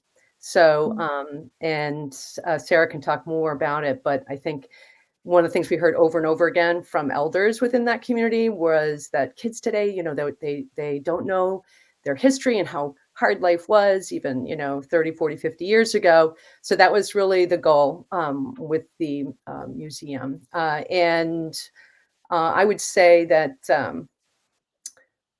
really listening to looking at some of the other site museums, I guess, the National Museum of Belize and the site museums, as well as the Crooked Tree Museum, are hopefully serving Belizeans first and foremost, but I think also heritage tourists as well. But I think also just listening to Ms. Cantun's and Mr. Tsiev's presentations, I think we all can see that really the idea that present Maya communities, in our case, present Creole communities, really are eager to, are concerned about the loss of cultural heritage, and also really want to, and know that the present communities actually play a really important role in retaining and actively retaining those past traditions. So I think, we're happy that the Crooked Tree Museum in this case is playing an important role in that way. Yeah, definitely. I also noticed, I worked in Orange Walk in the Lamanai area, and there are so many communities and so many villages, including Yo Creek, where Miss Felicita is from, where people just start and found museums and they gather objects and they just sit around and tell the stories about those objects. And really there's not much needed for information sharing, right? It's you can sit in a circle, you can tell stories, you can show some objects, and you don't necessarily have to make it to a big museum. It's culture is all around you, and people are really, really enthusiastic about sharing that knowledge. So it's definitely something that I really, really love to see every time I'm in Belize. Yeah, we have another question from Ali Villarreal. She says, I love the line, "Objects alone do not teach." In the time of COVID, we've seen an increase in online exhibits and even posts of museum objects on social media. Do you think it is more difficult to teach this kind of object reading virtually? How can virtual exhibits make sure to encourage this level of interaction when someone is not standing next to the object itself? Thanks for this great question, Ali, and thanks, Henby, for the opportunity to respond. I would say that whether you're engaging with objects virtually or in person, most visitors need to know that they have to ask questions. I think stories and things that are presented in museums are vested with this kind of authority and don't often invite people who are amateurs or who might not consider themselves experts to have questions about what's going on there or why they're there or why they're important. They're just important, right, because they're there. And so whether you're teaching people to look at objects more critically, virtually or in person, the first step really is granting them permission to ask questions and to be curious, and also requiring them to be comfortable with the fact that there might not be an immediate answer to that question in that museum or even maybe at all. So that's how I would answer that question. It's a really important one, right? In post-COVID times, many museums are turning towards more and more virtual engagement opportunities. And I know there was a question later on about whether that was likely to detract from folks' willingness or interest to participate in real museums. I haven't seen any research to suggest that that is the case. I think what you can learn online is different in some ways than what you can learn in person. And it seems unlikely to me that one will ever truly replace the other. But used intentionally, I think they can supplement each other really nicely. Sara, did you post you posted in Facebook on the comment tag, the virtual? Yes. Great. So everybody can check it out. Yeah, it's already, I can see that you already started answering the questions and engaging in the comment section, which is great.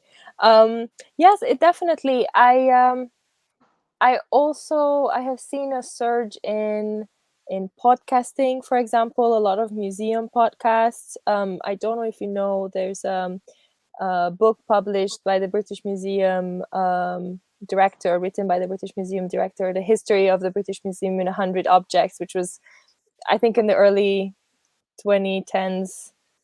Yeah, 2010s. And then they turned it into a podcast as well. Again, disagreements and debates about that. But the museums are really turning, especially during COVID, to virtual ways to teach and to showcase their collections. And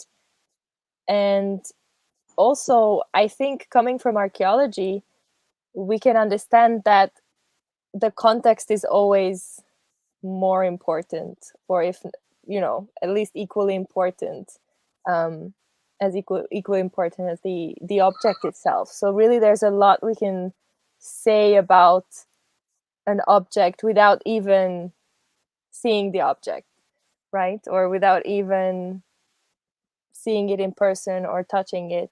Of course, there are, I think, certain things that we might understand better, especially, for example, ratios and the size of an object, potentially, that gives us clues about how it was used, right? But other than that, I think it definitely, I think even not seeing the object, it opens up a whole new avenue to describe the object and to talk about different stories and different features of that object. So it's just very interesting. I think it opens a whole new avenue in looking at the assemblage that we have. We also have another question from James Bacon. Is there a value to having objects in museums that can be held? If something is delicate, could reconstructions play an aspect of museums? I think there are a range of responses to this, but for the Crooked Tree Museum board, the answer to that question is yes, especially given that the target audience for the museum is younger children. Our museum includes many, we call them please touch opportunities, invitations for people of all ages to directly engage with replicas. We have a dugout canoe. We have a 3D printed replica of a highly decorated vase. We have a giant piece of chert with the cortex on and kind of chipped into the middle so that students can see what tools were made of. We have a mata and pestle, not a huge one, but like a kind of kid scale one that they can pick up and pound rice with. And we think that that direct hands-on engagement is really important, particularly for young visitors. But it's fun for everyone. We've put a lot of adults into that dory as well. Yes, definitely. I think also, I was going to add too, just quickly, I think too, building on what you were saying earlier, I think the idea of the tangibility of objects and getting to handle them, and we found it also builds a lot of this intergenerational dialogue, which is so important in terms of telling stories and connecting younger audiences, to visitors, to the history that again that the community knows and they can share with each other. I think that's also another really important piece. Especially because there are a lot of tools and objects that we don't use anymore because we have modern tools, and so our parents or grandparents may have used them and they have great knowledge, and our generation would know nothing about it, or haven't even seen an object like that. So it's definitely interesting. It's like you said, it's a great intergenerational connection or talking point. Yeah. Our next question is from Miss Amy G. I hope I'm pronouncing her name right. And this is for John. How is the 10% sample selected? Is it self-selection by voluntary participation? Yeah, so it's basically anyone who wants to talk to Frank or I, really.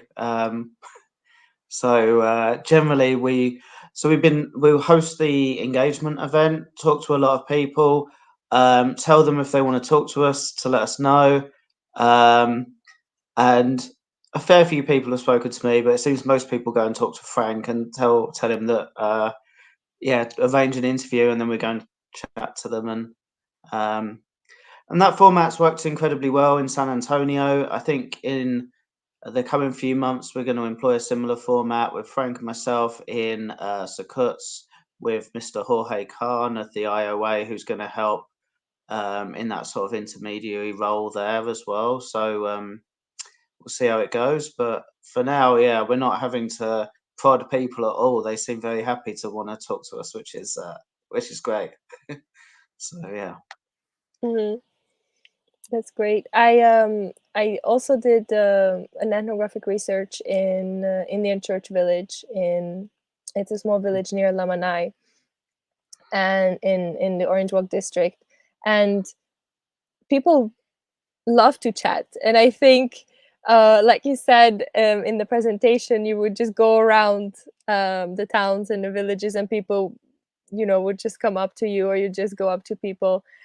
It definitely works like that. In fact, that sometimes, I found that when I have those chats with people, I find out more when I actually set an interview with them and sit down and talk to them about something, because it kind of gives people get shy when there's a microphone there, and when you just go around and about, they tell you a lot of stories, and you find out a lot more about what they like, what they don't like, whether their aspirations, how they view the project, and so on. So it's very, like you said, you can see how you how it works. I think Definitely. one of the beautiful things about it is just giving it enough time. And if you sit and chat, it seems people just want. It seems no one's in a hurry to get rid of us quite often. They just want to sit and talk to us for an hour or two, or so we've just been giving them as much of our time as we've got, and people just want to chat, and it's fantastic. And I've learned so much doing it. And we've only just started, so yeah. Yeah, and then with seasons, and also I think that as time goes by and you build personal connections with the people, you will find out much more. I think we've all here worked in the community, and just having that personal connection or friendship with people is when you really get the information. Not even get, you find out the information that you need. You see through how things are in a community, and so it takes a lot of time. I always say, when someone tells me, oh, we need to go there for 2 weeks and then find out everything, and I always say, I can try, but it's not going to work because I need to build relationships. We need to find out more about the people and so on. So definitely. We also have another question from Eddie Ediel. How well of accurate translation would you say that the Maya language has been translated? I think it's maybe to Frank. Yes. Hello, everyone can hear me, right? Yes. All right, perfect. So that takes me back to when the system, was starting to be deciphered.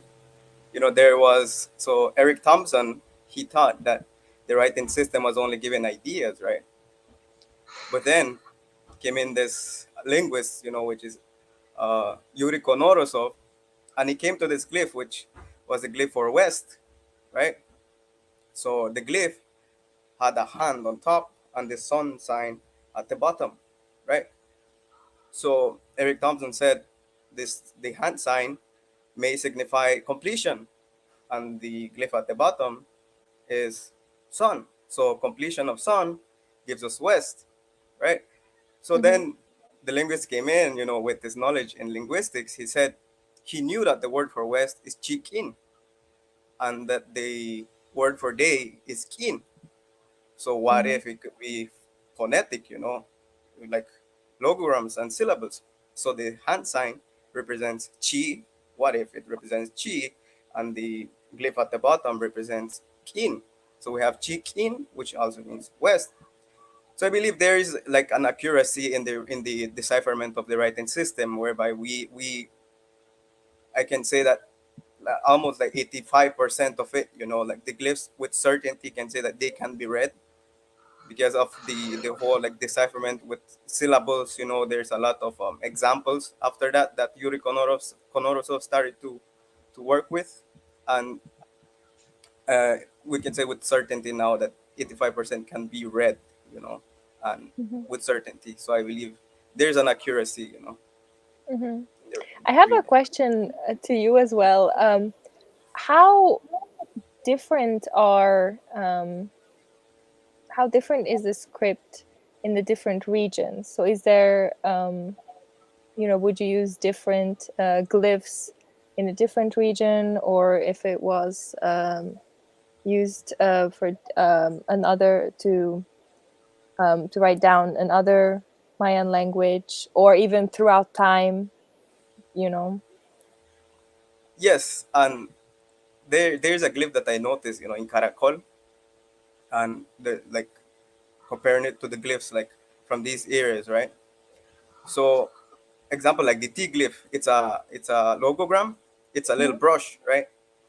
So it depends on the region, they would try to create their own style, I would say, right?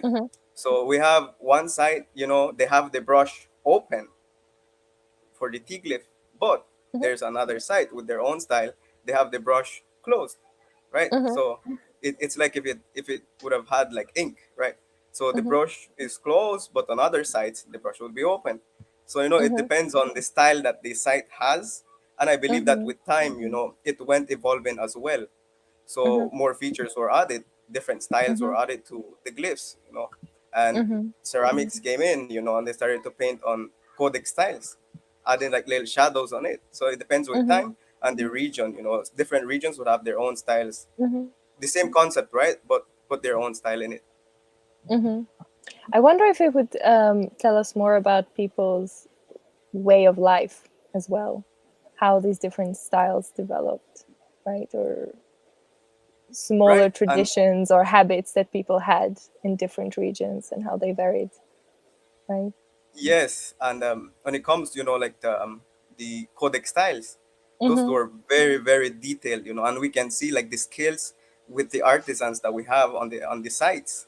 There are some like codec styles, which are different from other codec styles, but they're very very detailed, and we can see the skills, and as you said, like within the different areas, like regions that we have. Definitely, it's so interesting. I think there's so much to learn. You can never get to the end of it. Yes. We have another question for Frank or Ms. Felicita, or any of the presenters. What advice do you have for youth wanting to get involved with heritage more? I want to ask Ms. Felicita about this, if she can hear us. Yes.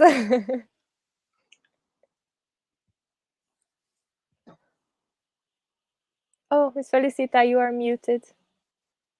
Let's see if we can find a way to.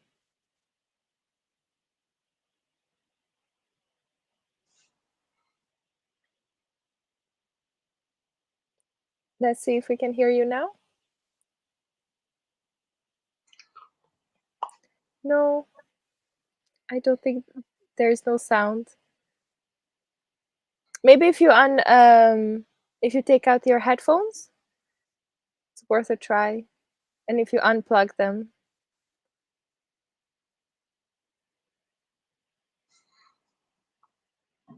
No, we cannot hear you. Let's see if we can figure out the problem. And in the meantime, I think you can answer the question in the comment section as well in writing, because I'm really curious about your input on this question.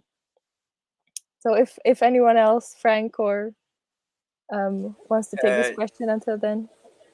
Yes. So I believe, like, in my case, like, I was very interested in this, and I would advise young people to get involved more, like, especially like in forums or conferences, to get involved with people who know the information, right, that they want to learn, who practice the information that they want to learn. So I would say, like, this is a perfect spot, to get involved, to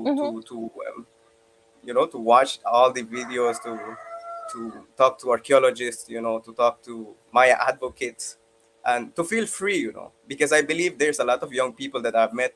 They're just afraid to talk to them, because they're like afraid that they will be rejected, and I always advise them to speak to them, because that was me, like when I was 14. I remember talking to Dr. Shawn and Dr. Meaghan, I went by and I told them, hey, I saw you were reading glyphs. Can you read glyphs? And they said, no. and just started talking, and I told them, I can write your name in hieroglyphs, And at that time, I didn't knew much, but I was like, I can write your name in hieroglyphs, and I can write your wife's name as well, And yeah, so it was so crazy. But I would advise young people, get involved, like, especially on conferences where where information that they want to learn is shared. Talk to people who do what they want to do, right? And that would be my advice for them. And any of the other presenters, if you want to say a word or add something. My first thought was, Henby seems like a great outlet as well, that you all have, incorporated so many people with interests. So it seems like this would be a great venue to engage, more of the youth, for sure. Yeah, well, definitely. That when we started, actually, when we came up with the idea of the KULCHA Symposium 2 years ago, we considered, having the symposium on Zoom. Everyone was doing symposiums on Zoom, and having a very traditional setting for a conference. And then we quickly realized that would not connect with the people we connected with throughout the life of our organization, because people maybe feel intimidated going into a Zoom meeting, or even going to a conference surrounded by all of these big names and important people, especially if they're just interested, citizens or interested, especially young people. They feel even more intimidated very often. So this is why we wanted to stream everything online and give the opportunity to anyone on Facebook or on YouTube to just ask a comment. And I think even our presenters, you all know that we have a variety of listeners, and some questions will be more academic and some questions will be less academic, and you answer to them all either way. And so I think it's a good way to break the ice, that people can see that you're approachable, and there we can have a conversation either way, whether someone is an archaeologist or someone is an academic or not. So definitely. I really appreciated Tony's talk earlier too, to that effect. Like, we all have a job to do to make what we do and our interests and our research more approachable to the general public. So I think that was very inspiring. I appreciated his talk too. I think really importantly too, and this is a conversation I have with historians and heritage educators in the community I live in, is that, culture exists between people. It's not something that belongs to experts. And so if people want to get involved, if kids want to get involved, the best thing they can do is ask questions to the people in their families, the people in their communities, and their teachers, and the people around them, and let those questions guide them, and let the expertise of, you know, not, you know, academics and things like that only, but, you know, people around you be the way forward to explore heritage and culture more as well. Yeah, definitely. And I think academics learn a lot from the communities they work in. You know, a lot that we know, we learn from someone in the community. Understatement. Yes. So definitely non-academics are very important part of academia, I would say. Well, we had that exact experience when Sara and I partnered with the community in Crooked Tree. I mean, that's the thing we say over and over. They knew their history. I mean, they even literally told us where to excavate. You know, you want to find the oldest part of the village, it's right over there. And they were right, you know, so you need not go any farther, you know. So we definitely learned that immediately. Yeah, that they're the experts, not us. Yes, definitely. We just bring the tools. I think since we're running out of time, I will post one more question, and then all the others, I think we can go back after the session and answer in writing. So again, James Wicken, do we need to separate these modern reconstructions and commemorative artifacts, so not to confuse them with those that are archaeological or historic? I think it also kind of goes to Frank as well with the Stila project. All right. I want to apologize for the background noise. You know, I'm at home. Yes. So I believe, for example, there was a vase that I showed on my presentation, you know, where this guy asked for the date on where Caracol defeated Tikal, you know, and so I believe it is good to mix them together, I would say, you know, using my own words, you know. And because in that way I am sharing to people, you know, this is how our ancestors used to live, you know, was their life back then. And I believe like this is a way for me to share the history of the Mayas as well, you know. And as I mentioned, you know, they have like that connection, and they say we have a direct or close connection to the people who lived on those sites, you know, the people who wrote those hieroglyphs. We have a connection to them. So I believe in my view, that is a perfect way to share about our history, you know, because they're interested in hieroglyphs. When I share to our people, you know, like about hieroglyphs, they would get very, very interested, and I would take advantage of that, you know, and try to teach them about the history of the Mayas as well, incorporated in hieroglyphs, you know. This was the writing system. This is how they used to write. This was their life back then, according to the writings, you know. So I believe. Definitely. Anyone else from the presenters who wants to tackle this question? The last question of the day.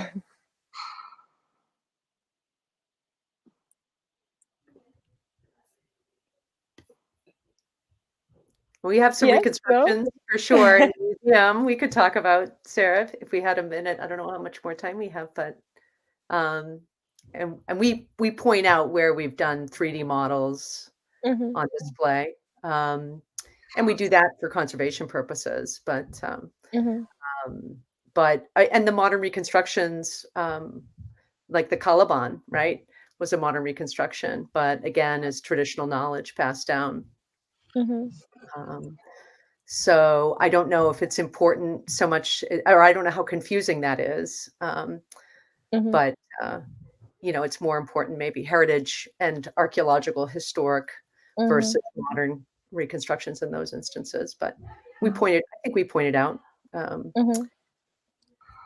Especially because a lot of objects, like a lot of tools are still used, like metates are still used, and you still find them in the archaeological context as well. So, you know, there's not much chance to confuse them in that sense, but also because they're continuously used.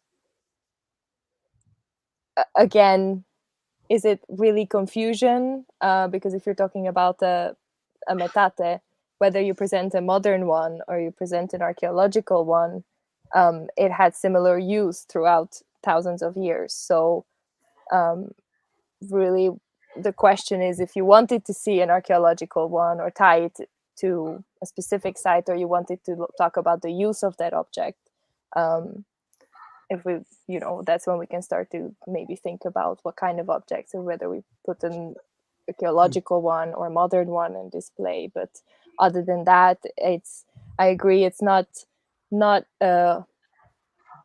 hard to, it's not really problematic to confuse these objects. You can distinguish between modern ones usually. Well, and I think the power of the cultural continuity, I think that it certainly came up in actually all the presentations in this particular session, is that the power of that cultural continuity, whether it's in artifacts or traditions. So I think that's actually an interesting thread that ties presentations together. We could start a whole other session on this. Well, thank you for all of you for your participation and your wonderful presentations. I hope Ms. Felicita will be able to answer the questions in the comment section. I will definitely contact her in person and make sure that she has access to answering all the questions, because we couldn't hear her, and I would have loved to hear her input. So thank you for all of you, and I hope you enjoyed today. And we will see everyone tomorrow at 8:30 Belize time for the second day of the KULCHA Symposium. And thank you everyone for participating, for watching us, for asking questions. I hope you enjoyed everything, and see you tomorrow, and have a wonderful afternoon or evening wherever you are in the world. Thank you. Thank you. Thank you so much. Thanks. Thank you. Thank you, everyone. Thank you. Bye.